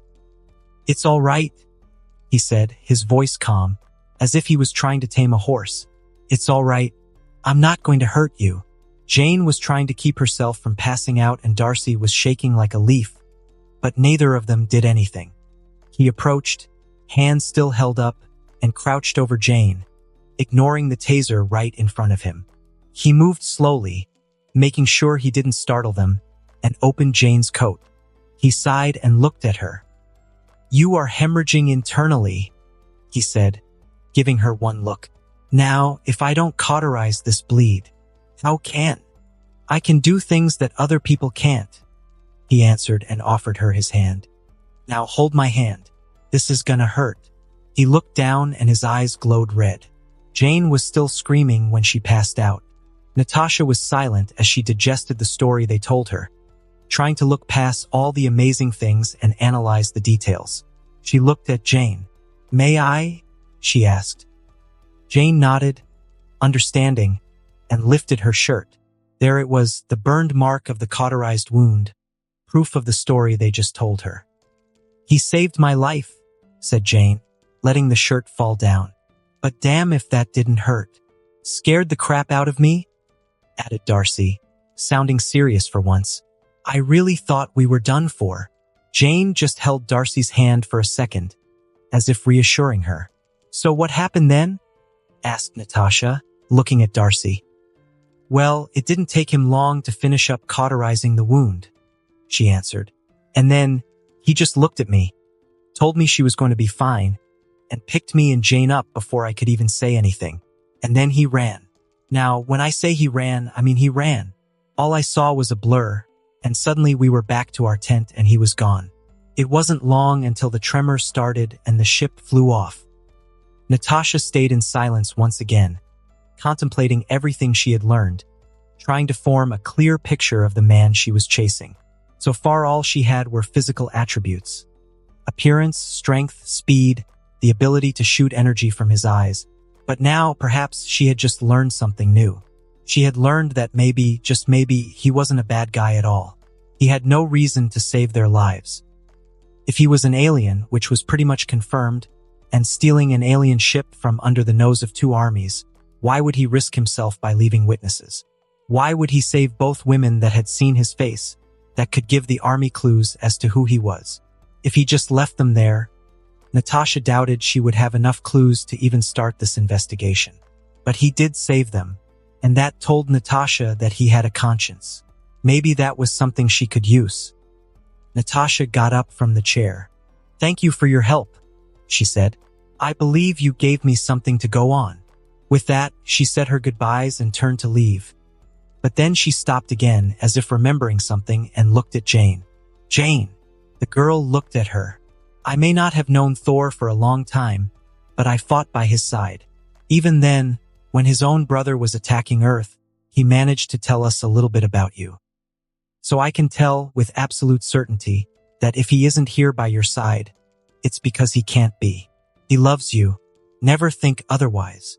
Now that her good deed of the year was done, Natasha left. She had an alien to find. Chapter 4: Trial by Fire. Clark looked down from the edge of the building on which he was perched. If he had one thing to say about that place, it was that it really looked like somewhere where people would be held against their will. 9 out of 10 kidnappers would approve. It was a dark and uninhabited neighborhood, full of abandoned warehouses, just a lot of empty streets and shadowy buildings. The address he took from the kidnapper, Turk Barrett, was of the building directly in front of the one on which he was standing. Like all the others around, it was probably used to store some kind of cargo. It had only 2 floors, big gates so trucks could go in, and a vast area where any kind of thing could be kept. From where he was standing, a normal person wouldn't be able to see a thing inside the warehouse. Clark, however, wasn't exactly a normal person. Concentrating his senses, he allowed his vision to focus, until his eyes were able to not only see all the way from where he was with absolute clarity, but to also pass through the brick walls and see inside of the warehouse. He was right about the place. It was housing a lot of cargo. Big storage containers were piled all over, across the whole extension of the building. The second floor was reasonably empty with a few tables and chairs only, but it was the most interesting place to look at, since it was where the people were. Clark counted 11 men, some standing guard, some sitting around the table playing cards, all armed with rifles and pistols. Except one. The only man who wasn't armed was standing alone by the wall, wearing a lab coat, his face worried. He had black hair, Asian traces, and was probably in his late 40s. Whoever he was, though, he clearly wasn't one of the kidnapped people for one simple reason: he wasn't chained. Aside from the armed men and the man wearing the lab coat, there were 5 people, all chained to each other, all with terrible appearances. It wasn't their ragged clothes or even the fact that they were filthy. It was the blank look on their faces, like they couldn't even realize what was happening around them. They were drugged out of their minds, and for all appearances, not for the first time. On the upside, they were still there. That was good. They hadn't been moved yet. And now that Clark was there, they wouldn't be, as far as he was concerned, and there weren't enough guns there to stop him from rescuing them. But not yet, because no matter how much he wanted to fly right into the warehouse's brick wall, beat down the armed men and then rescue the kidnapped people, he couldn't. Not while he didn't know where the previously kidnapped people had been taken to. So right now he would stay there, quiet, and wait. Jessica Jones picked the lock of her neighbor's apartment with ease, her skills still very much honed, even if she usually preferred to just break the door down. It wouldn't be, however, very welcoming of her to destroy her neighbor's apartment on the day he moved in. The apartment, like all the others in the building, including hers, was a junkyard. Even worse than hers, since he clearly hadn't cleaned it or put any effort into decorating it. There was not even a T.V. Even Malcolm, her other neighbor, the junkie who would constantly sell his own stuff to buy drugs, had a TV. Her attention shifted from the home appliances to the personal stuff, the stuff that would hold some meaning to him and, because of that, give her a clue as to who her new neighbor really was. She walked into his room, looking around. There were no books anywhere. Maybe he would bring them later? His clothes were also pretty normal, simple, nothing fancier than a shirt. And there, under the clothes, bingo! A notebook. She picked it up and opened, turning it on. It was a cheap computer, probably several years behind the top-of-the-line models, but she wasn't interested in how good it was, but what was in it. She got a pen drive from her pocket, loaded with a simple program to bypass passwords, and inserted it. Computers nowadays were a private investigator's holy grail of information. Gain access to one, and you had everything about a person in your fingertips. What kind of likes and dislikes the person had, what kind of hobbies that person enjoyed, what kind of people that person had contact with. It was more of a matter of knowing to interpret all that information than to actually have to dig in to find more. And Jessica was unnaturally good at doing that. Her neighbor, for example, was named Clark Joseph Kent, 21 years old, the adopted and only son of Jonathan Kent and Martha Kentucky. Originally from, no, that can't be a real name. It wasn't possible. One quick search proved her wrong. Smallville? Jessica exclaimed. Who in their mind would name a place like this? Well, that wasn't important now, so moving on. Clark was probably trying to become a journalist. He had an incredible number of articles written and had visited pretty much every single journalism site on the internet. He was also apparently capable of speaking many different languages, or at least he had articles in several languages downloaded on his computer. No college, though, just an obscene number of journalism courses. He enjoyed movies, the classic, old ones, but also the kind that nerds usually watch, with a lot of sci-fi. On YouTube, his tastes were diverse, but he liked to watch culinary shows quite a bit. Maybe trying to learn how to cook, perhaps, or he just liked to watch food being made. It was the next best thing to do when you didn't have the cash or the means to acquire good food. His social media accounts practically existed so he could follow news, she noticed. He followed every single news vehicle, blog, reporter, and freelance journalist of every country she could name. Well, that was one way to keep up with what happens in the world, she supposed. The lack of books in the apartment was explained when she found digital copies on the computer. An absurd number of digital books on every conceivable subject. He had the normal ones, such as Harry Potter and The Lord of the Rings, but also books about quantum physics, advanced mathematics, medicine, literature, economics, history. The guy had a freaking library in his notebook, and he had, by the looks of it, at least browsed all those documents. He was either a hoarder or a very smart man with super fast reading capabilities and insomnia. He had no girlfriend and very few friends, by the look of it. And while there were no pictures on his computer, the desktop background featured an image of 3 people hugging under a tree, 2 adults and a child. If she had to guess, those were his parents and him.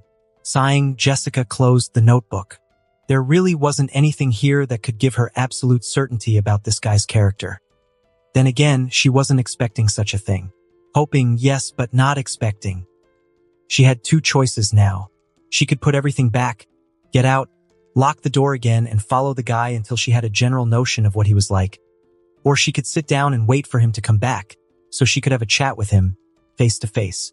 Well, in the end, it was a stupid dilemma. Jessica could be subtle when she wanted, but being as direct as a cannonball was more her style.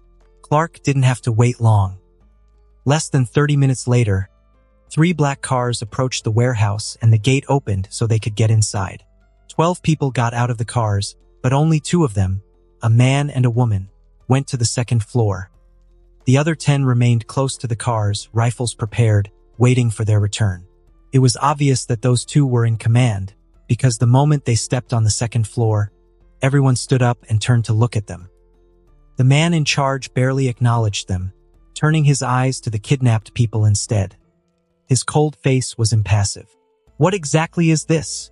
he asked, a heavy British accent clear to Clark's enhanced hearing, gesturing to the drugged people. "I've asked for subjects. Living subjects. I don't believe those qualify, do they?" Clark had to expect this from a man who kidnapped people for a living, but the way he talked about them, as if they were less than things, made his blood boil. The Asian man wearing the lab coat approached frantically. "I warned them. I told them that these people wouldn't be able to help. They can't possibly survive the experiment in that state." Experiment? Clark thought, realizing that there was more going on than he imagined. The British man turned to the doctor. "Did you, Dr. Okamura?" he questioned, raising his eyebrows. He looked at another man, one of the armed ones. "Did he?" The man looked scared but nodded. "I tried to get better subjects, boss, but the Russians control the human traffic in this town," he answered, trying to explain himself. "You said you didn't want to call any attention to what we were doing, so I tried to fly under the radar to take people no one would miss." The boss looked at the doctor. "Are you sure they can't survive?" He hesitated but answered, "The serum is not stabilized. The shock of the serum plus the therapy to raise their adrenaline. If the serum were ready, we could inject it even on someone with a terminal disease. But now, in the condition they are, they will never make it." "Why isn't it stabilized yet?" "I don't have the equipment to do it," Kimura said, fear clear in his face. "And what exactly do you need, doctor?" "I have a contact at Oscorp that can get everything I need by tomorrow." "Make the arrangements then. You are responsible for that," the boss said, turning to the armed man again. "As for you, I ordered you to bring me subjects and to do it quietly. You only did one of those things, Angel." The woman by his side approached silently, a match held on her lips, and, without saying anything, her hand darted and she grabbed the armed man by the throat, lifting him from the ground as if he didn't weigh anything. Clark could only look as she snapped her hand shut, the sound of bones breaking shocking him to his core. "Who is the second in command?" the British man asked, completely calm. One of the other men approached slowly, the fear clear on his face. "You are responsible for the next batch of subjects. Find them and bring them quietly. Understand? I gave you 2 orders. I want them both fulfilled." Angel tossed the dead man on the ground. "Doctor, you have until tomorrow night to get the equipment and start the work to stabilize the serum. Fail me and I will find another." He started walking to the stairs, Angel by his side. "As for these junkies, unchain them and burn the place down. Just a bunch of addicts breaking and entering to have a little fun. It's not like we own the place." When they were gone down the stairs, it was like the spell was broken, and everybody began to move with purpose. The doctor left in a hurry, while the armed men started to pour gasoline in the room. Clark watched as the man who appeared to be the boss got into the car and left the warehouse, just as the men upstairs tossed a match and the flames started. He had a choice to make now. He could chase the man who appeared to be in charge, hoping he would eventually lead him to the place where they were conducting experiments on people. except that there was no guarantee he would go there or that he would talk under duress or that he was even in charge at all of this operation. He could also chase the doctor and try to intimidate him into talking.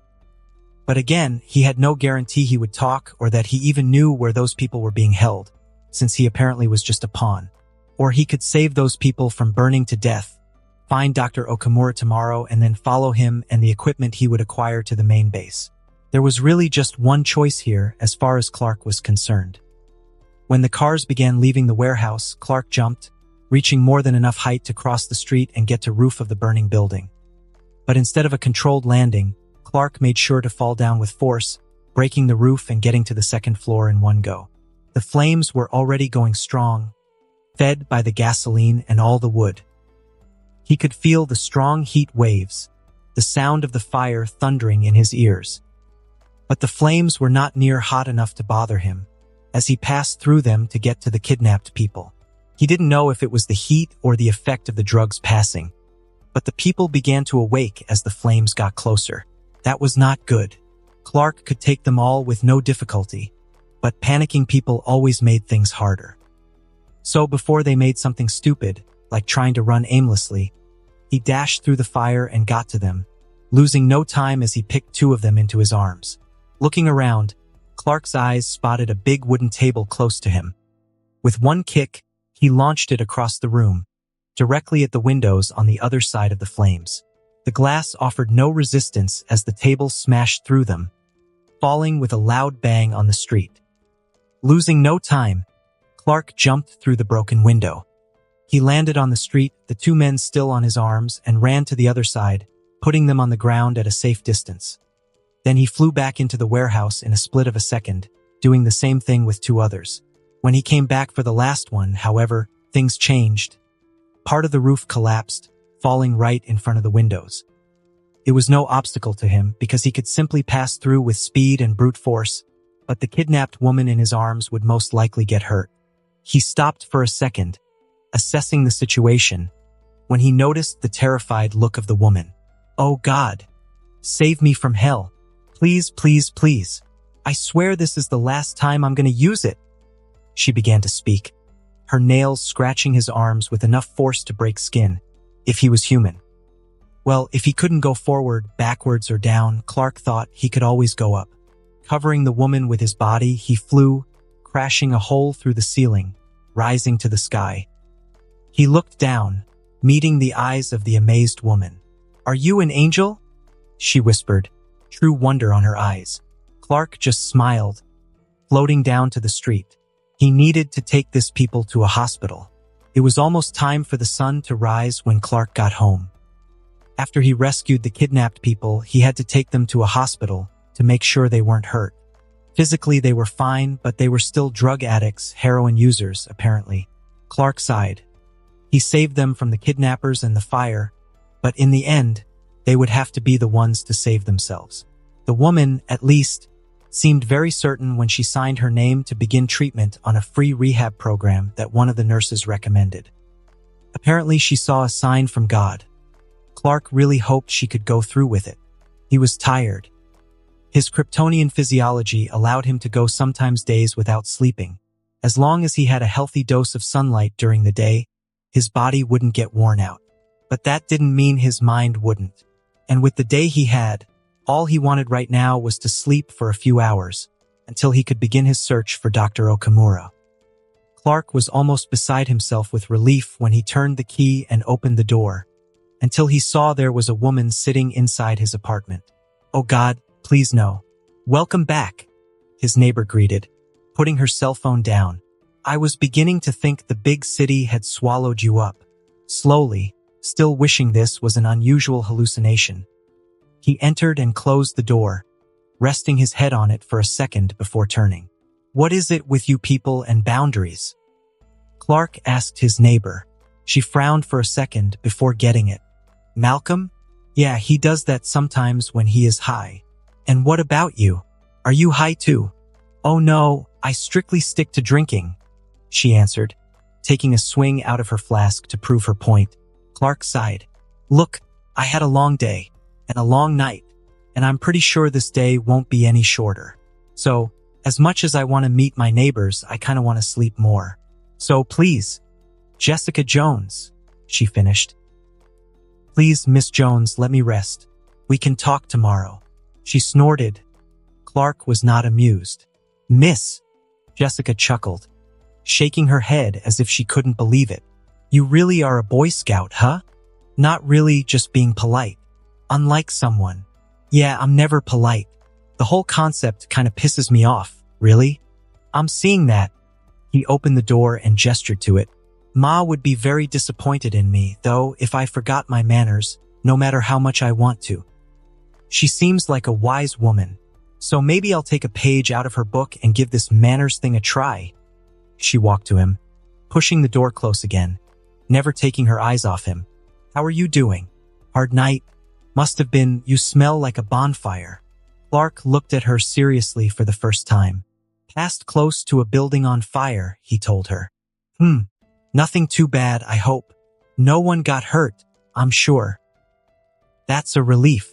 I mean, it could be worse, right? Like, I saw a guy being run over tonight. Right here, close to Luke's bar. Her voice was laced with an obvious fake surprise. Like she was just playing a role. And then she got serious and eyed him without blinking. From where I was standing, though, it seemed more like the guy ran over the car. Clark felt his blood turning to ice. She had seen him. She had seen him using his abilities. His face didn't move an inch, but his heart was beating faster than ever. For the first time since his childhood, someone had seen him doing something he shouldn't be able to and recognized him. He didn't know what to do. Really? He inquired, trying to gain time until he could make his brain function again. That sounds like quite the story. Jessica Jones was still looking at him, still unblinking. It was quite amazing. The guy saved some dude from being kidnapped. Beat the shit out of the bad guys. Stopped a moving vehicle with his own body. I was actually waiting to see if he would turn green. He didn't know what to say, and the woman just wouldn't blink. She just kept looking at him with those big eyes of hers, and if he were human, he knew he would be sweating. That sounds very unlikely, he mumbled. Are you sure you didn't see things wrong? In the dark, sometimes our vision. Oh, darn it, she exclaimed, suddenly, almost making Clark jump back. It was you. I know it and you know it. Let's just move on with this shit. Clark was actually paralyzed. His body wouldn't respond and his mind was yelling just one thing. Deny, deny, deny. I don't know what you're talking about, he said. And he knew he sounded so fake that even the most naive person in the world wouldn't fall for that. Oh, you don't? She approached her mad face as much as she could without touching him. So you are going to look me in the eyes and tell me that you weren't that guy? I don't know what you're talking about, Clark repeated automatically, and he wanted to punch himself. Her eyes acquired a dangerous look. And then, unexpectedly, she seemed to deflate. Look, I got it, all right? You don't know me. I broke into your apartment and now I'm confronting you about something you just don't go around telling people about. She eyed him carefully, making herself look non-threatening. But I swear that I'm not a danger to you. You can admit it. Clark looked at her for a long minute, not moving, not reacting. Then he said, I don't know what you're talking. That's when she punched him. He saw her muscles contracting. He saw her fist moving. Any other day, he could have easily dodged or defended himself, but not that day. That day, he was so surprised by what was happening that he was stuck to the ground as if cement had been poured over him. And because of that, he was powerless to stop her when her hand collided with his chin. The result couldn't have been otherwise. Crack. Damn it! She yelled, clutching her broken hand. You freaking broke my hand. If Clark was facing difficulties to think before, now he was reaching a whole other level of mental paralysis. Why you punched me? He stuttered, taking his own hand to his face as if he were hurt. An over-delayed response that wouldn't fool anybody. It's not my fault. It is your fault. You wouldn't admit it. Admit to what? He replied. You just don't know how to make a fist. Sometimes when you punch wrong, your fingers break. Without knowing what to do, he went to the fridge and opened it, looking for something cold so she could put on her hand. Oh, I know how to punch. I do it all the time. In fact, I just punched you with enough force to make your jaw cross the freaking street if you were just an ordinary guy." And with that, she followed him to the fridge, grabbing it with her left, unbroken hand and lifting it from the ground. There was a moment of complete silence. Clark was speechless. Her arm was extended. Her hand was barely holding the old and very heavy fridge. And yet, she was lifting it with no effort at all, just like he could have done with his kryptonian strength. He turned his face to her, shock clear on his expression. That's when the last thing she said reached his brain. "Wait a minute. Did you say my jaw would have been launched across the street?" Jessica dropped the fridge without care. "It would, if you weren't able to stop a moving car with your chest. And what if you were wrong? You would have killed me. I knew I was right. I'm not blind. I saw you clearly from the fire escape in front of Luke's bar. What the hell were you doing there? Stalking me? I wasn't stalking anybody. I wasn't stalking you. I saw you by accident. That kind of shit tends to happen when you stop a freaking car with your body in the middle of the street." Clark was breathing hard now, unable to keep up with the events of the night. How could something like that happen on his first day on New York? He tried to calm himself, and sometimes the best way to do that is to fall into routine.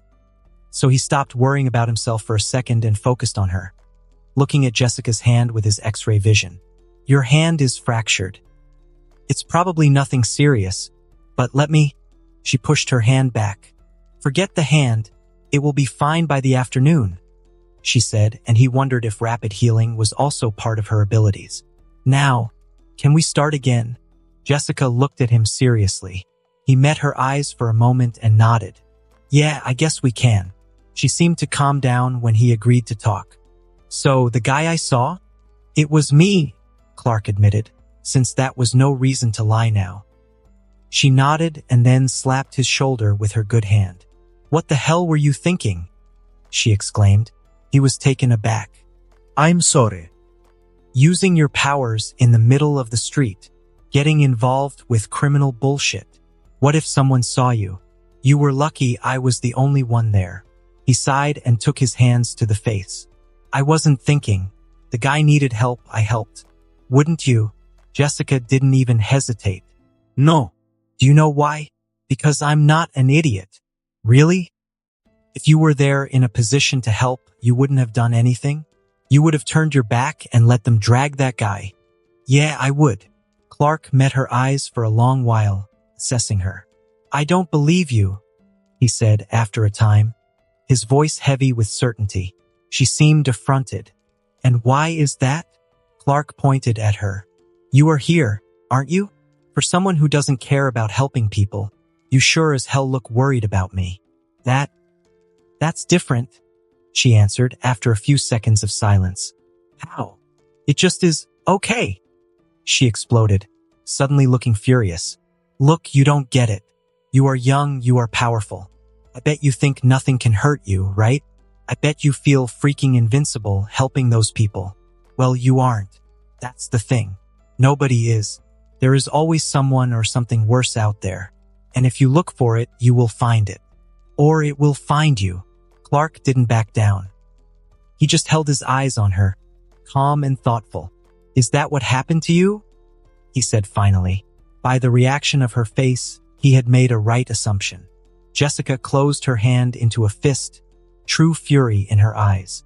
"That is none of your business," she replied slowly, and then she breathed, controlling herself. "You know what? I did my part. Listen to me, don't listen to me. I don't care. It's your life." She turned and walked to the door. "I can't stop," Clark declared. "Those guys I beat, they were working for someone worse. They are kidnapping people on the streets for some kind of experiment. I don't know what they are doing or where they are doing it, but I am going to find out. I have to. Why? Why you? Why don't you give this to the police? And tell them what?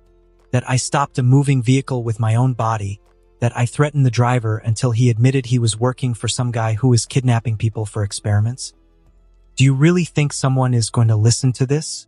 If they don't arrest me on the spot, which they probably would, they are simply going to close their eyes and pretend nothing is happening. There are people dying right now. Alone, scared, in pain. If I can help, it is my responsibility to do so. Sighing, Jessica opened the door, looking at him for one last time.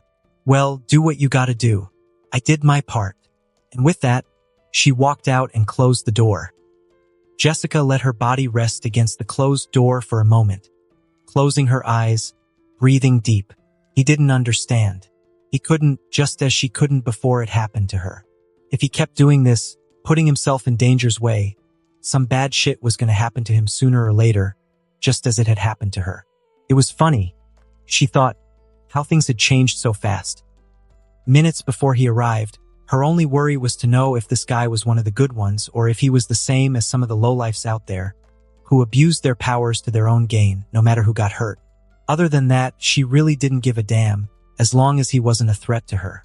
But how exactly could she turn a blind eye to the fact that she was basically looking at her past self? She would have to be a tremendous hypocrite and an idiot not to realize that. She tried not to be the first, and she definitely wasn't the second. Was this fear talking? Absolutely. She knew that, even if she didn't like to admit it. The only time she tried to use her gifts to help people, her reward was a visit to hell itself. So there was the question. If she could go back in time and stop herself from trying to help people, would she? She didn't know. What she did know was that she couldn't let another person go through what she had. Not if she could help. Sometimes Jessica felt worthless. She didn't want to feel like that anymore. Clark scratched his eyes, twice as tired as he was when he arrived. What a night he was having. He looked around and took his notebook. He wouldn't be able to sleep now, not after this. Better start working then. Dr. Okamura wouldn't just drop out of the sky. The moment he turned his computer on, though, his door opened with force. Jessica Jones looked at him, conflicted for a moment. Her expression changed, however, and suddenly her eyes were alive. What do you have to go on? She asked. Natasha was feeling slightly irritated. Looking at her impassive face, her impeccable manners, and hearing her calm voice, few people would notice it. But that didn't change the fact that she was feeling a little bit angry. The manager of Arctic Cargo wasn't being helpful, nor he was being completely polite. Natasha supposed it was her own fault. Every person had to be handled differently when it came to asking questions. Most men, and quite a few women, were partial to her charms. Being incredibly beautiful and trained in seduction made this a very useful skill on her field. Others responded better to gentleness instead of seduction, nice words, compliments, a smile. Owen Connor was neither of those. Oh, he was attracted to her. She knew that the second she entered the room. Not exactly difficult to notice when the man looked at her and ran his eyes from head to toe with barely concealed lust. Uncomfortable, maybe, but she was already more than used to it, and it was a weakness she thought she could use. Her mistake. The man was attracted to her, yes, but he was also a misogynist, conceited, and self-important individual. So, because of that, no matter how much he lusted over her, using that particular tactic wasn't getting her anywhere, because at the same time he also didn't respect her enough to consider her an authority. She would have to rectify that. Mr. Connor, she called again, trying to gain his attention, as he continued to boss around the people in the office as if she weren't there. Liam! The man yelled, ignoring her, giving a document to young man who passed. Take this to my secretary. I'm going to need copies. And remember her that I still want my coffee. He finally turned to her, barely looking at her face. Look, Miss Romanoff, I'm a busy man. I can't just stop working now to answer a bunch of nonsense questions. Give me a call and I'll try to make some time, but now it's really not possible. Natasha raised an eyebrow. Without saying anything, she got up from her chair, walked to the door of his office, and closed it loudly. There was a sudden silence in the workplace. Maybe I didn't make myself clear enough, Mr. Connor, Natasha said, looking at him with cold eyes. You are being questioned about a theft made by one of your employees. A theft of alien technology. She walked back to his table but didn't sit down. If you refuse to answer those questions right now, I will arrest you as an accomplice. I will take you to an underground facility and then I will ask the same questions again. Except I'm not going to be as nice anymore. She held her cold eyes without blinking, seeing his attitude suddenly changing. I have rights. You'll have rights when I say you can have them, Natasha interrupted. I'm not with the police, Mr. Connor. I'm not a cop. I am a spy and an assassin who occasionally gets to work as an interrogator. Which role I'll play right now depends entirely on you. So, are you going to answer my questions or not? Natasha could see a trickle of sweat running down his face as he nodded, the role model of cooperation now. That's good, she said as she sat down again. Now, about this employee of yours, James Bartholomew Olson. What can you tell me about him? Mr. Connor breathed deeply, trying to calm himself. Look, you gotta understand that Arctic Cargo isn't that big of a company. I mean, we have our slice of work with explorers and scientists and this kind of thing, but this contract with the Canadian Army was big. I mean, big enough to pay our bills for the rest of the year.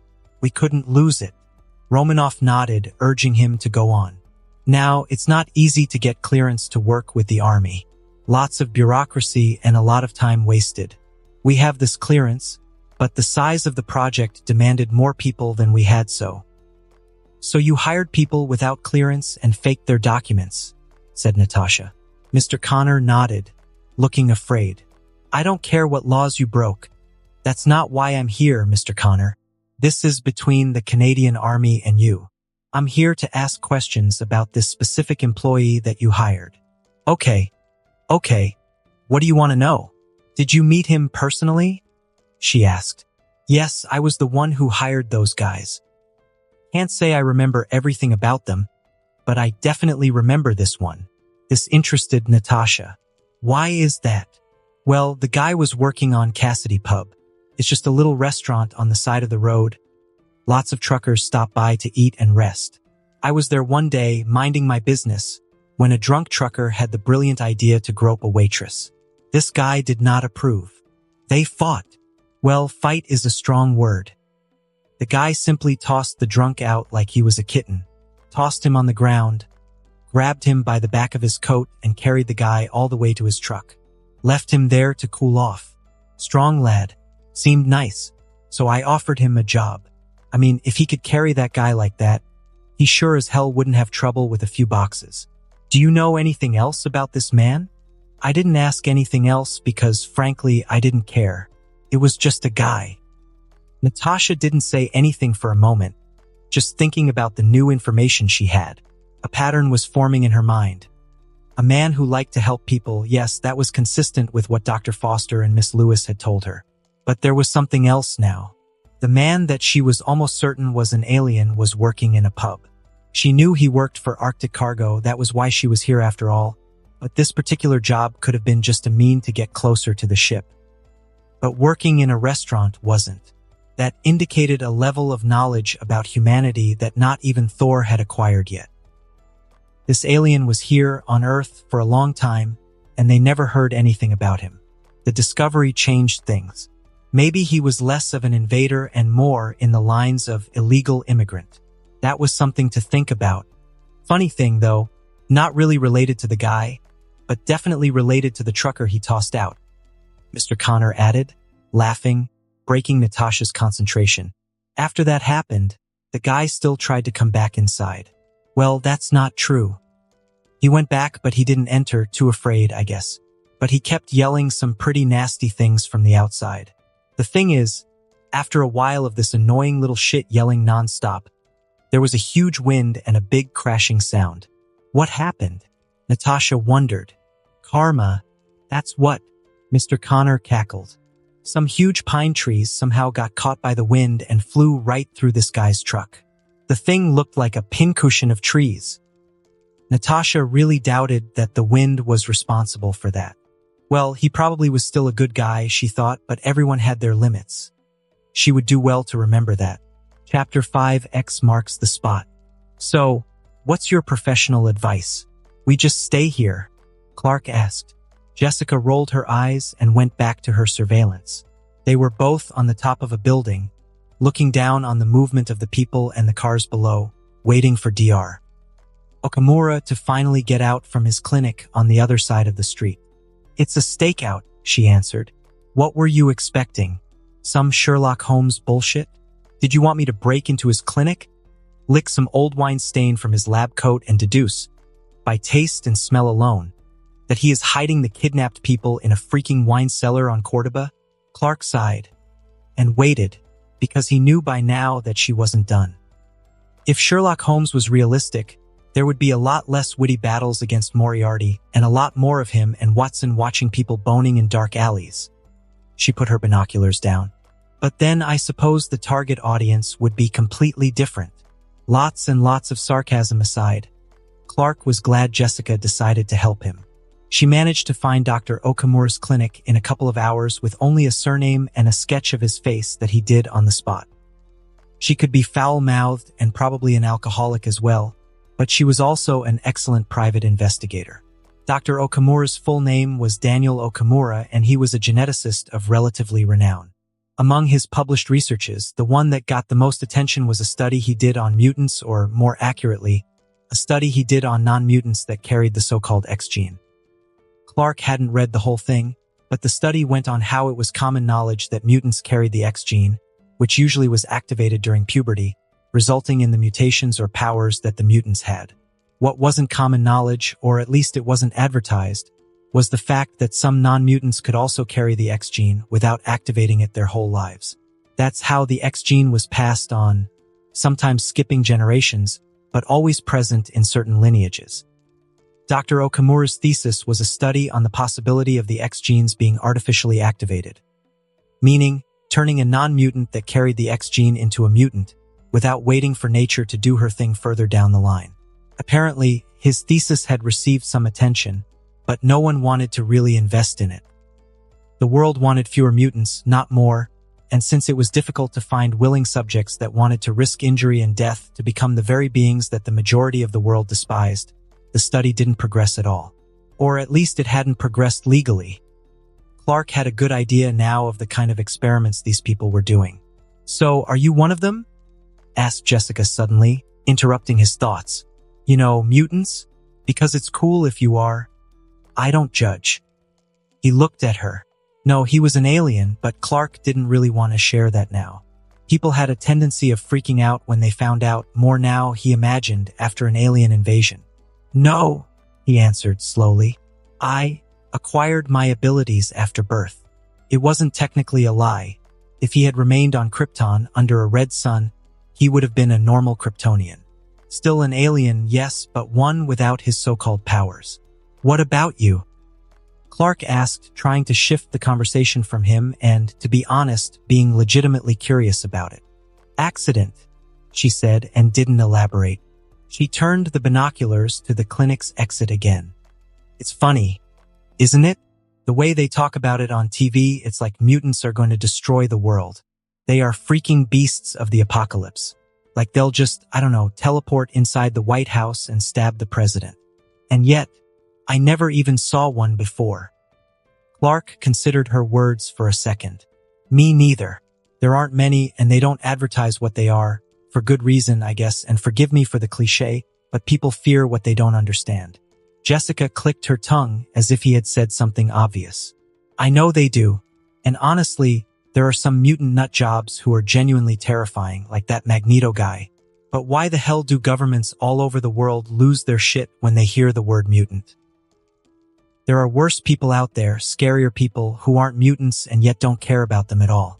They are an identifiable group," Clark theorized, having thought about this before. "Easy to tell apart, easy to isolate and to make people fear. It doesn't have the same ring to say people should fear Jessica Jones or Clark Kent, as it does to say that people should fear mutants. And there is also the fact that they are unpredictable. You can't know which people are going to be born mutants, where they will appear, what will be their loyalties, what will be their abilities. I don't agree with it, obviously, but I can understand how governments may come to fear them, and how useful this fear is to some people." After a moment considering Clark's long and over-detailed explanation, Jessica just shrugged. "Yeah, well, people are idiots," she concluded wisely. They spent some minutes in silence, just observing, and then she looked at him again. "So, how strong are you really?" she asked, as if she'd been meaning to do this for a while. He looked at her, wary. "Why? You want to hit me again?" he inquired, and she unconsciously touched her right hand. That was, to Clark's wonder, mostly healed by now. "No, I learned my lesson. Just making conversation." Clark himself had wondered that many times. "I don't know," he finally said. "It's not like I go to the gym and keep notes on how much I can bench press. But what was the heaviest thing you've lifted?" she questioned, opening her hip flask to take a swig. "I mean, I can lift a car. Can you?" "I lifted a tractor once," he said, then added, "When I was 3. Jessica choked in the middle of her swig. "What the? 3 years old?" "My father was fixing the tractor and I wanted to help. He looked uncomfortable under it, so I thought I could make it easier." "So you just went over there and lifted the entire thing over your head?" "Well, not the entire thing, but yes, pretty much." "Damn it," she said, shaking her head. "But what about now? What was the heaviest thing you have ever lifted in your life?" Clark thought for a second. "An oil rig." This time, Jessica was shocked into silence for a while, at least. "Holy mother of... How the hell did you do that?" He hesitated a second before explaining. "I was traveling for a while and needed money, so I ended up working on a fishing boat. Long story short, we were close to an oil rig that caught fire and they called for help. I swam there and took the people out, but before they could board the helicopter, the whole structure began to fall down. They wouldn't have time to get away, so I did the only thing I could. I held it for enough time for them to take off." Jessica was looking at him with disbelief etched on her face. "How did you get away?" she asked finally. "I didn't," Clark answered. "I managed to hold the oil rig. It was the first time that I actually felt my muscles strain, but I held it until the helicopter got out. Problem was, the steel beam I was standing on started to bend because of the weight and the whole thing came crashing down and exploded." She was experiencing difficulty talking. "And you survived this shit? Holy crap. What kind of stubborn son of a bitch are you?" Clark sighed. She had a very colorful vocabulary. "What else can you do?" she questioned, her entire attention on him now. "I mean, besides being able to lift oil rigs, surviving explosions, and running faster than a car?" Well, this was going to be a long conversation, Clark thought, since sometimes even he was surprised by the number of things his kryptonian physiology allowed him to do. So he decided to shorten it. "I can fly." "Bullshit," she retorted immediately. "No, I really can," he said, a little surprised by her fast reaction to this. "Really fly? Or jump very high and fall down somewhat controlled?" "Because that I can do too. Really fly. Though in the beginning it was more like jumping and falling. Pretty scary thing. I have to say, even knowing I wouldn't get hurt." He looked at her. "Maybe you can fly too. You just didn't get the hang of it yet. I could help you." "No, thank you. The last thing I want to do is jump high enough to be able to die in the landing. I'll keep my super strength and be happy with it." Clark rolled his eyes but didn't press. He too had been worried when he started trying in the Arctic, and he knew for a fact that he wouldn't get hurt, even if he landed on his head. Despite the situation, he was enjoying this talk. The only people who ever listened to him talking about this were his parents. It was nice to talk to someone new. And that she also had her own set of abilities made this even more gratifying. Even if he still was pretty weird compared to the rest of the world, there were some people out there who weren't completely normal too. And he liked that. He opened his mouth to say something else when his eyes caught someone familiar. "There is our guy," he said, pointing to the clinic. Jessica used her binoculars to confirm. "Yep." And then she turned to him. "Pretty good eyes you have there, huh?" Before Clark could answer, however, she got up. "Come on, we don't want to lose him." Every head at Cassidy Pub turned to look when Natasha entered. To be fair, Natasha turned heads everywhere she went, so it wasn't like the people of this pub were doing something unusual. They were just more open about it than people in other places. Without caring for any of this, Natasha walked to the balcony of the bar and sat down. The bar was full of people eating and drinking. There was a girl singing country music on a stage, and the sound of people talking was only a little bit lower than her performance. Natasha looked for a bartender and asked for a beer, placing a bill on the counter. This was the bar that the alien she was looking for had worked at before he got hired by Arctic Cargo. A common pub, exactly like hundreds of others, full of ordinary people living ordinary lives.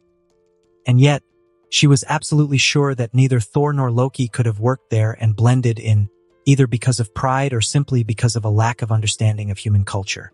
It was one more thing that gave credence to her theory that the alien she was looking for was living on Earth for a while. At least long enough to understand the basics of things that should be clear to any human, like serving food, taking orders, keeping a conversation about everyday topics like sports or politics. Thor might have looked human, but he was locked into a hospital hours after arriving on Earth, and even after he got out, he managed to appear on S.H.I.E.L.D.'s radar almost immediately. Certain things a person could learn only from experience. She was sure she would have trouble blending in on Asgard too, and she had trained her entire life to blend in anywhere. The waitress brought her beer and handed it to her with a smile. Black hair, dark eyes, pretty. So far, she was the only one there that fitted the poor description of the waitress that was groped and helped by the one she was looking for. Natasha smiled back. "It's always this full?" she asked. "At this hour? Pretty much." "Truckers stop by to lunch," she answered, while cleaning a table nearby. "You look short-staffed." The waitress snorted. "Tell me about it. We've been meaning to hire someone for a few months, but we only got temporary workers. We lost one of ours a while back to another place." "I know," Natasha answered, facing her. Big guy, blue eyes, dark hair, left to work for Arctic Cargo. The waitress stopped in her tracks, eyes narrowed with suspicion. "Who are you?" she asked sharply. "Someone trying to help him," Natasha said in response. "Could we talk a little bit? Somewhere quieter." The girl kept staring at Natasha with unfriendly eyes for a few seconds, then agreed. "Come with me." Natasha followed the girl to the back exit, where they left for the cold wind of outside. There was nobody there. "Okay," said the waitress, looking very determined. "Now let's start over. Who are you and what do you want with Clark?" "Clark. Another name. Could that one be real?" I'm Natasha Romanov. "You might have heard of me from the Avengers," the girl completed, suddenly looking odd and afraid at the same time. "I knew you looked familiar." Natasha smiled, trying to reassure the girl. "And what about you?" "Oh, sorry, I'm Chrissy." She nodded and approached one step. "Chrissy, I meant what I said. I'm trying to help Clark." And she was surprised to notice that she actually meant that. "Why? What happened to him?" Chrissy asked, alarmed. "You know he went to work for Arctic Cargo, right? The army was digging something on Ellesmere Island, and they were hired to help with the transportation of their equipment. There was a theft, however. Important government's property. They want it back." "No. Clark's a good guy. He would never steal something." Natasha put her hand on Chrissy's shoulder. "I believe you. I really do. But nonetheless, they ordered me to find him. If I don't, they will order someone else, and this person might not be so convinced that Clark is a good man. So I need your help." Chrissy was frightened and agitated, but she reluctantly agreed. "What do you need to know?" she asked. "His name, what is it?" "Clark Sullivan." "Clark Sullivan. Yet another name. Might be fake too. How long did Clark work here?" "Not long, just a little bit over a month. He said he needed some cash after moving." "That was interesting." "From where did he move from?" she questioned. "He said he came from Cordova, but I don't think he is actually from there. He is American though, of that I am pretty sure." "Why do you say that?" Despite still being scared, Chrissy smiled. "We Canadians can always tell," she answered jokingly. "First, there was his accent. I can't place it, but I know it's American. Then, maybe the most important thing, hockey wasn't his favorite sport." Natasha gave a little smile in response. "What was it?" "Football. He was always watching it on his breaks. Said it reminded him of his father, how they used to watch every game together." "How well did you know him?" Natasha asked. We were friends. Maybe we could have been something more if he had stayed." She looked at Natasha. He is a good man, Miss Romanoff. The kind of man you don't see anymore, always helping, no matter who needed it, not because he wanted something in return, but because he could. Please, please, remember that when you find him. I will, she promised, and allowed Chrissy to go back in. Natasha remained there for a while, enjoying the cold wind. This was the first time she talked with someone who had a personal relationship with the one she was looking for, Clark, if the waitress was to be believed. What she learned here seemed to confirm what she had theorized. Everyone said he was a good man, and his actions seemed to confirm that. That was nice, they didn't have another Loki on their hands by the looks of it. And her newest theory that this alien was living on Earth for a while was pretty much confirmed too. Not only he had the knowledge to work in a pub, but spoke with an American accent, liked to watch football, and apparently had enough contacts and information on how to forge fake identities. The comment about his father was also on Natasha's mind. Could it be another alien, an even older one, or a human he respected enough to call father? Well, she hoped she would find out soon enough, since she had another lead to follow. Cordova. It was a small city on Alaska, if she wasn't mistaken. Previous home of her elusive alien. It was a good thing she had a jet, otherwise this search would take forever. Clark and Jessica had followed Dr. Okamura since he had left the clinic and got into a car, appreciating New York's traffic maybe for the first time, since it made it easier for them to catch up from the rooftops of the buildings and the alleys they used for shortcuts. The doctor had drove to a small warehouse with the Oscorp logo in it and disappeared inside, getting out only an hour later inside a small truck. Probably a truck full of the equipment he needed to improve his experiments. The truck stopped so he could get out and enter his own car, then continued to follow the doctor's car through the city. This time it was even easier to follow them, since the truck moved slowly and stood out, so there was no risk of losing it. Not that Clark's vision would lose it. Anyway, they drove for almost 2 hours, getting away from the crowded streets little by little, until they arrived on a somewhat emptier neighborhood, full of factories and warehouses, close to the water. It was almost time for the sun to set when the two vehicles stopped in front of a tall fence, waiting for someone to open the gate for them. Finally, Jessica whispered, as the vehicles entered and continued to the inside of a factory, disappearing. I was beginning to think they wouldn't stop. Tired? Clark asked, curious about her stamina. Just annoyed. She seemed to be telling the truth, which was weird, because a human wouldn't have been able to do what she did without getting exhausted. Whatever happened to her not only made her strong and gave her rapid healing, but also augmented her stamina to superhuman levels. He would have to ask her about it later. Turning his head, Clark looked at the factory Dr. Okamura had entered. It looked very old and not functional at all. He couldn't tell exactly what it used to make, but it probably had something to do with chemical substances from the amount of metal barrels piled on the outside. He looked at Jessica and sighed. He could already see this going badly. Before, you asked me what I could do, he started. She didn't even look at him, her eyes on the binoculars. Yeah? What about it? Well, there is one thing I left out. You see, I have pretty good eyesight. I noticed, she deadpanned. Good. But what I meant is that my eyes are so good that I can, see through things, he mumbled quickly. It took a few seconds for Jessica's brain to interpret what he had said, but when it did, all movement halted. She lowered the binoculars slowly, turning her head to him, a very dangerous look on her face. What the hell does that mean? She demanded. It means that I have some sort of X-ray vision. I can see through solid objects. But before you ask, if you looked through my clothes, I would freaking scratch your eyes off. I haven't looked through your clothes, he completed, apparently not fast enough. Ma made sure to raise a gentleman. If I did something like this, she would... Well, I don't know what she would do, but it wouldn't be nice, I can tell you that much. So no, I didn't look through your clothes or anyone else's, and you have my word I never will.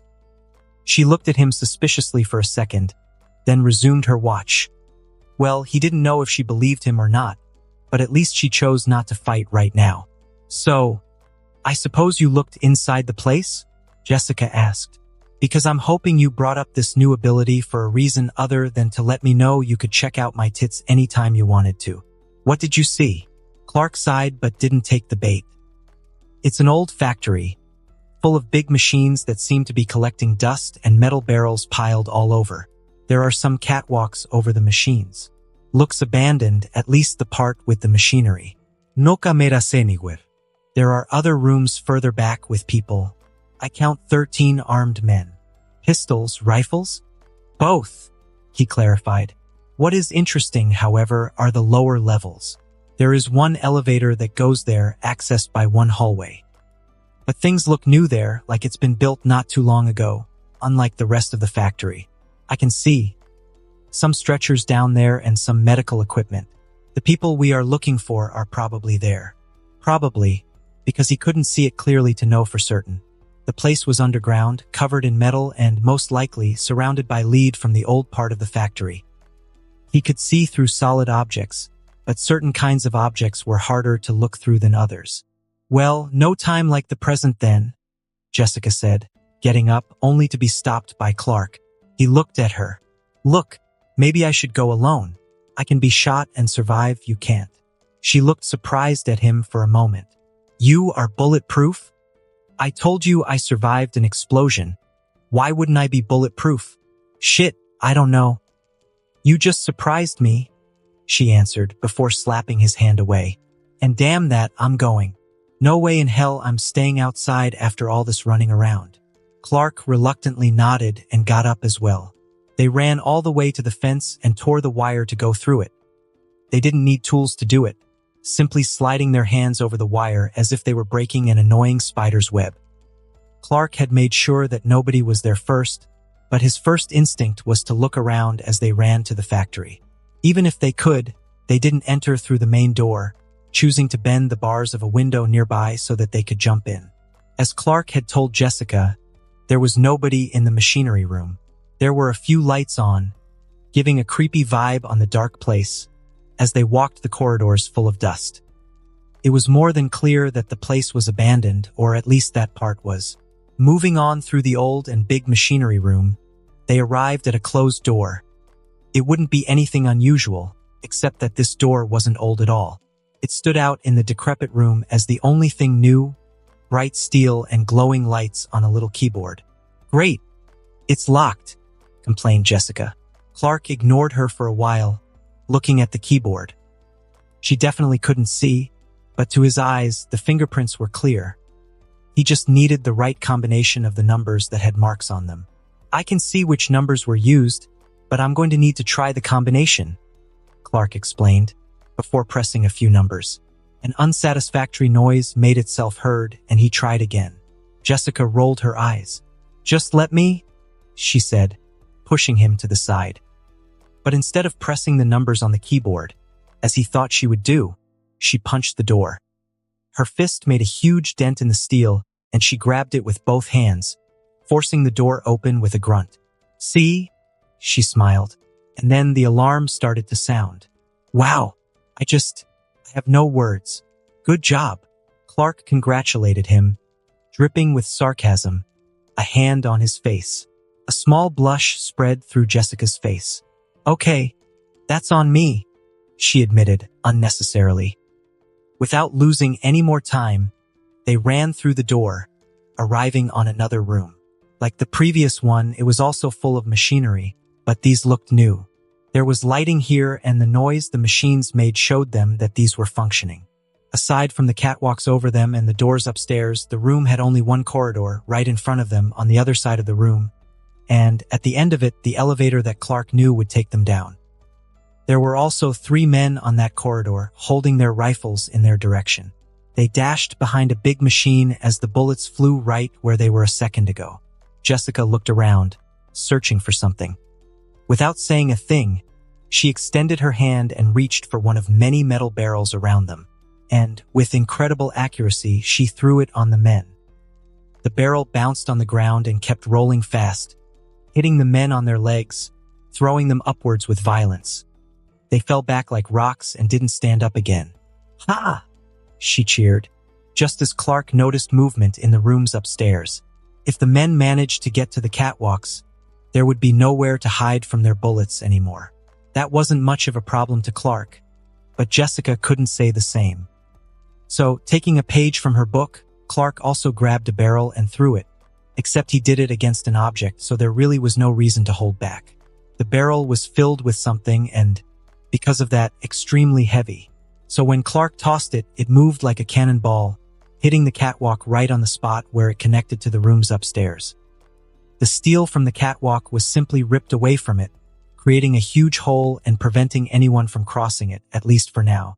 The noise of the barrel colliding against the wall was deafening.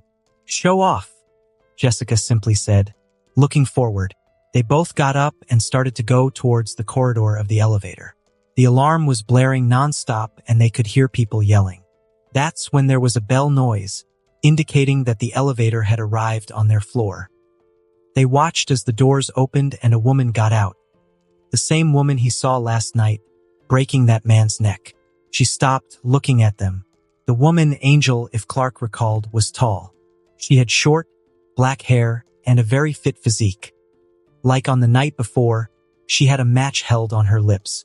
Without saying anything, almost looking bored, Angel looked around, her eyes stopping at the smashed barrel Jessica had thrown.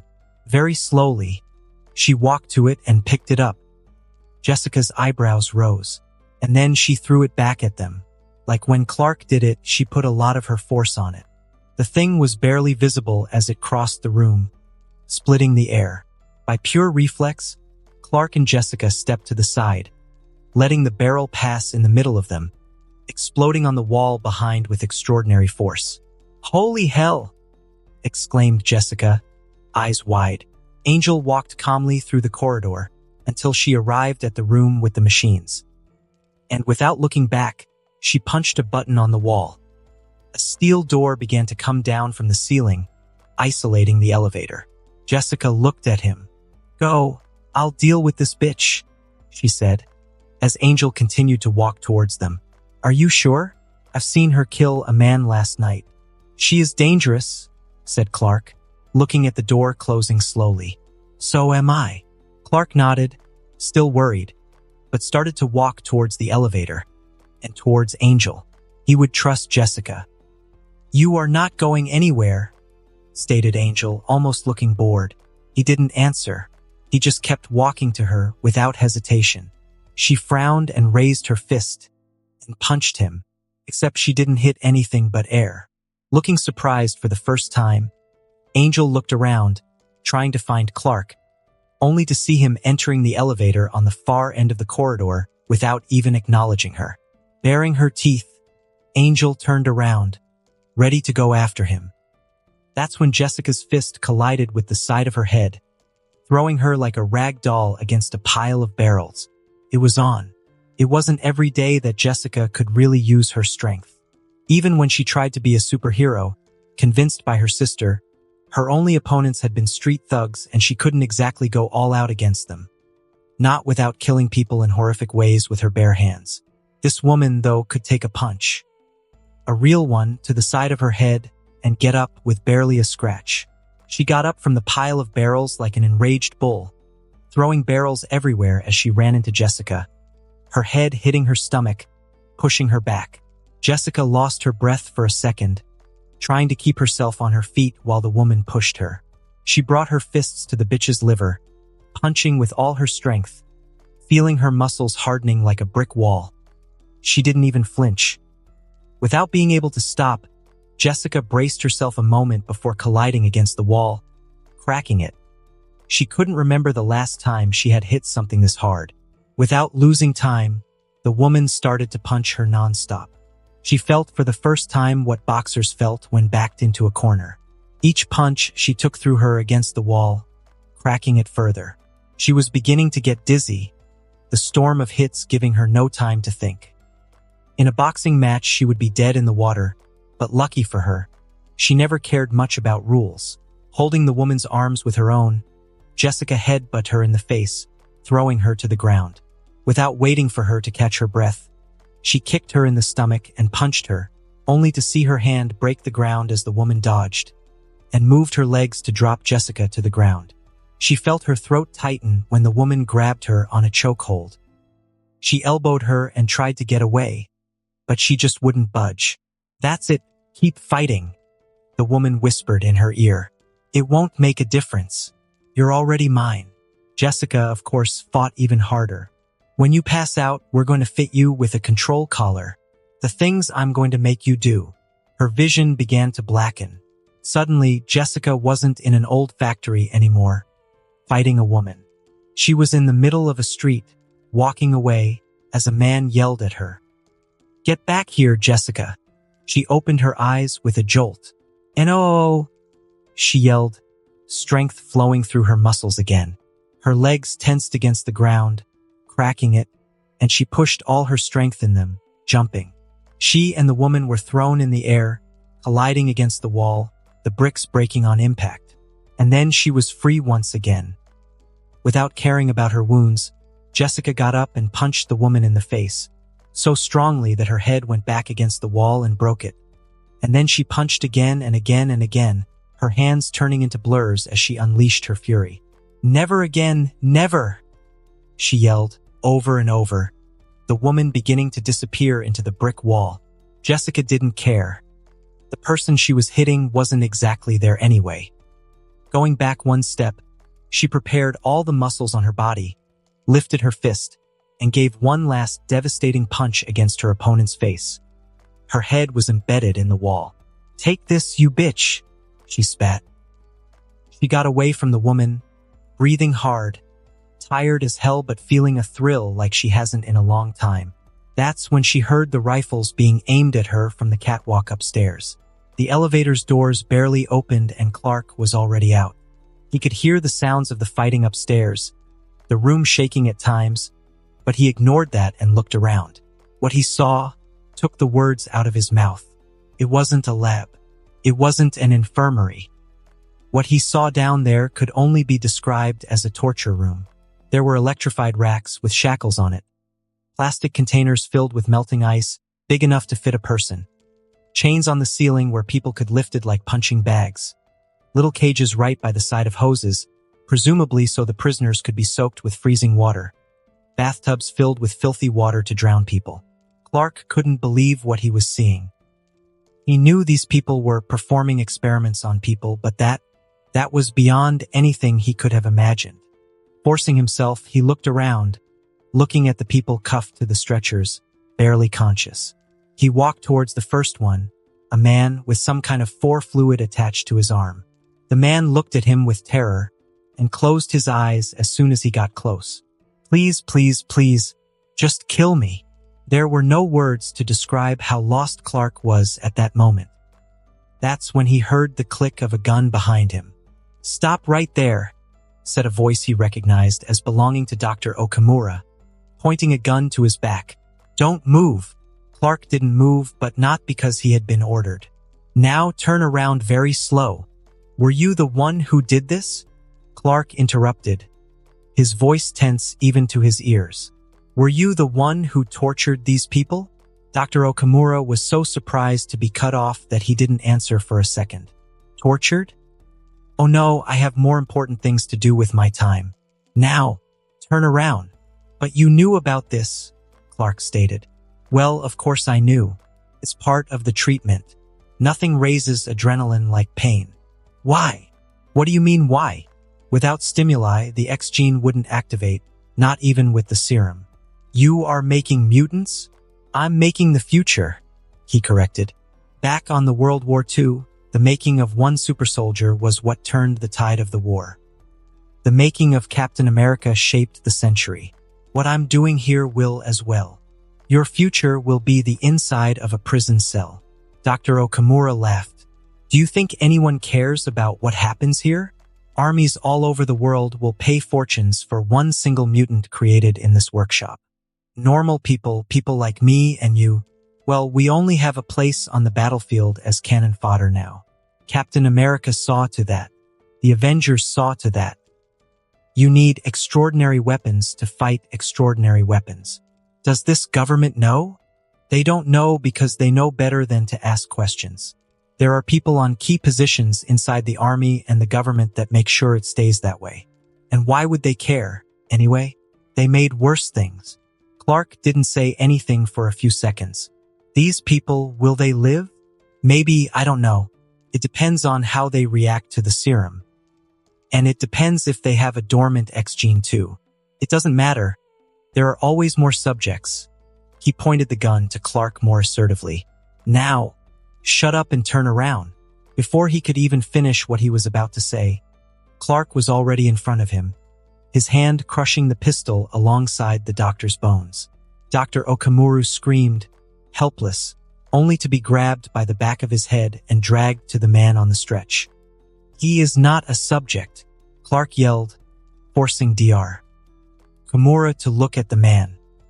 He is not an experiment. He is a person. God, you are one of them, Dr. Okamura screeched, more afraid than he ever was on his life. You are a freak. No, I'm much more than that, Dr. Okamura. He lifted the doctor in the air.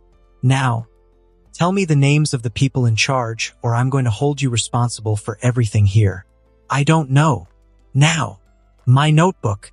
It has emails, documents, transactions. Just please, let me go. Clark did let him go. With strength against the ground, the doctor stayed down, unconscious, forcing himself to calm down. Despite everything he had just learned, Clark concentrated his hearing to see how Jessica was doing. The sounds of the fight had stopped. He could hear Jessica's breathing pattern and heartbeat, but he also could listen to the heartbeat of 10 men as well, probably holding rifles by the sound. Turning around, Clark looked up. It would take too long to take the elevator again and breaking the steel door that had sealed the corridor. He needed to be a little more direct. He kneeled on the ground, focusing all his energy. Small objects all around him began to float. He contracted his muscles, preparing himself to fly, and took off. Boom! Jessica didn't know what the hell had just hit the building, but it felt like an atomic bomb had just fallen on top of them. The entire factory trembled. She and everything else in the room fell to the ground. All the lights turned off, replaced by the red glow of the emergency ones. The machines stopped working and the only sound was the alarm blaring and the sound of metal bending. The steel door that had sealed the corridor to the elevator began to fold itself, as if something were forcing it open. The armed men on the top of the catwalks got up, their hands shaking with fear, as they tried to see what was behind that door. A pair of red eyes ignited in the dark. Open fire, yelled one man. Before they could fire, however, a pair of red energy beams crossed the room, melting the steel support of the catwalks. The entire structure then came crashing down, tumbling the armed men to the ground. Then he was there, already on them, as if he had appeared from nowhere. Jessica could only watch as the dark figures moved under the red lights of the dark room. Clark picked one man from the ground as he tried to stand up, lifting him in front of him as if he didn't weigh anything, and dashed to the front, using the man he was holding like some sort of shield. He bashed his human shield against one of the men, throwing him to the other side of the room. Without even looking, he punched a man by his side, sending him down, before using the man he was holding to hit another man. 3 thugs managed to get up and point their rifles at him, but Clark simply tossed the man he was holding onto them, knocking all 4 of them down in a tangle of limbs. One of the armed men appeared from the other side of the collapsed catwalk and managed to shoot. Jessica was baffled as she saw Clark simply move his hand across the air and slap the bullet to the side, deflecting it directly to the leg of an approaching enemy. The man fell down screaming, only to be picked up and launched against the shooter. The only man left standing didn't even try to fight. He simply discarded his rifle and began walking backwards, exactly like someone unarmed would do when faced with an approaching tiger. The man was so damn scared he didn't even notice he was walking right in her direction. That was a little insulting, so she bitch-slapped him into oblivion. Jessica looked at Clark, her jaw dropped. When she managed, she said the following. So, I guess you forgot to tell me a few of your abilities, huh? As soon as Clark was certain Jessica was all right, much to her very verbal displeasure, both of them got back into the lab/torture room. He still couldn't manage to stop flinching every time he saw the things down there and, apparently, he wasn't the only one bothered by it. What the hell? What did those 6 sons of bitches did here? She exclaimed, a disgusted expression on her face. "They were trying to create mutants out of non-mutants," said Clark, looking around for Dr. Okamura's notebook. "Do you remember the doctor's thesis? About activating a dormant X gene. But why the medieval torture room?" Jessica demanded, still unable to look away. "To raise their adrenaline, make the serum work. I'm guessing they didn't really care that the mortality rate wasn't low," he added somberly. Finally finding the computer, Clark started to look for everything regarding the experiments in it. To a human, that would take days, but Clark's eyesight, memory, and rapid thinking process made it take a lot less. All he had to do was glance at the documents, rolling down as fast as he could, and everything would be safely committed to his mind. "Jessica, start taking pictures," he said. "What? Why?" She turned to him, shocked. "I need evidence for my story," he answered, without looking at her. He did have to look at her when she grabbed him. "Are you freaking kidding me? There are people dying here and you are worried about a freaking story?" She yelled at him. Clark grabbed her and pushed her to the front of the computer, at the end of his patience after all he had witnessed that day. "Look at this," he demanded. She tried to move, but he held her. "Look at it. Do you see the names? Do you see where they work? There are powerful people involved in this, turning a blind eye to everything happening here. If we call the police now without finding the proof first, all of this will go away. It will be like it never happened. Only the dead will remain dead. The people who did this will keep on killing and everything will remain the same." Jessica looked at him, maybe surprised to see him sounding serious for once. "We need to reveal everything happening here, Jessica. Otherwise, they won't stop. So please help me." Still silenced, Jessica nodded, getting her cell phone to begin taking the pictures. "What are you going to do?" she asked. Clark didn't answer for a second. "I'll read everything as fast as I can, and then I'm going to beat my own record of the most quickly written story in the world." She turned to him. "You've got to be shitting me. You are writing this now. Only chance we'll have," he explained. "The moment we call the authorities, they'll take everything and we are done. The people here aren't exactly all right, but they aren't at risk of dying. They can wait for an hour." Saying this, Clark began to type his story as Jessica took the pictures, his fingers moving as fast as the computer allowed. Taking his cell phone from his pocket, he dialed a number while still typing one-handed. "Mr. Ellison? Clark Kent. I'm sorry to bother you now, but I have a story, and it's a big one." And that concludes this episode. If you enjoyed it, I'd seriously love it if you guys could leave a like on the video, as it genuinely helps out so much, and it keeps me going. Plus, it takes only 1 second. That said, have a wonderful day. See you in the next one.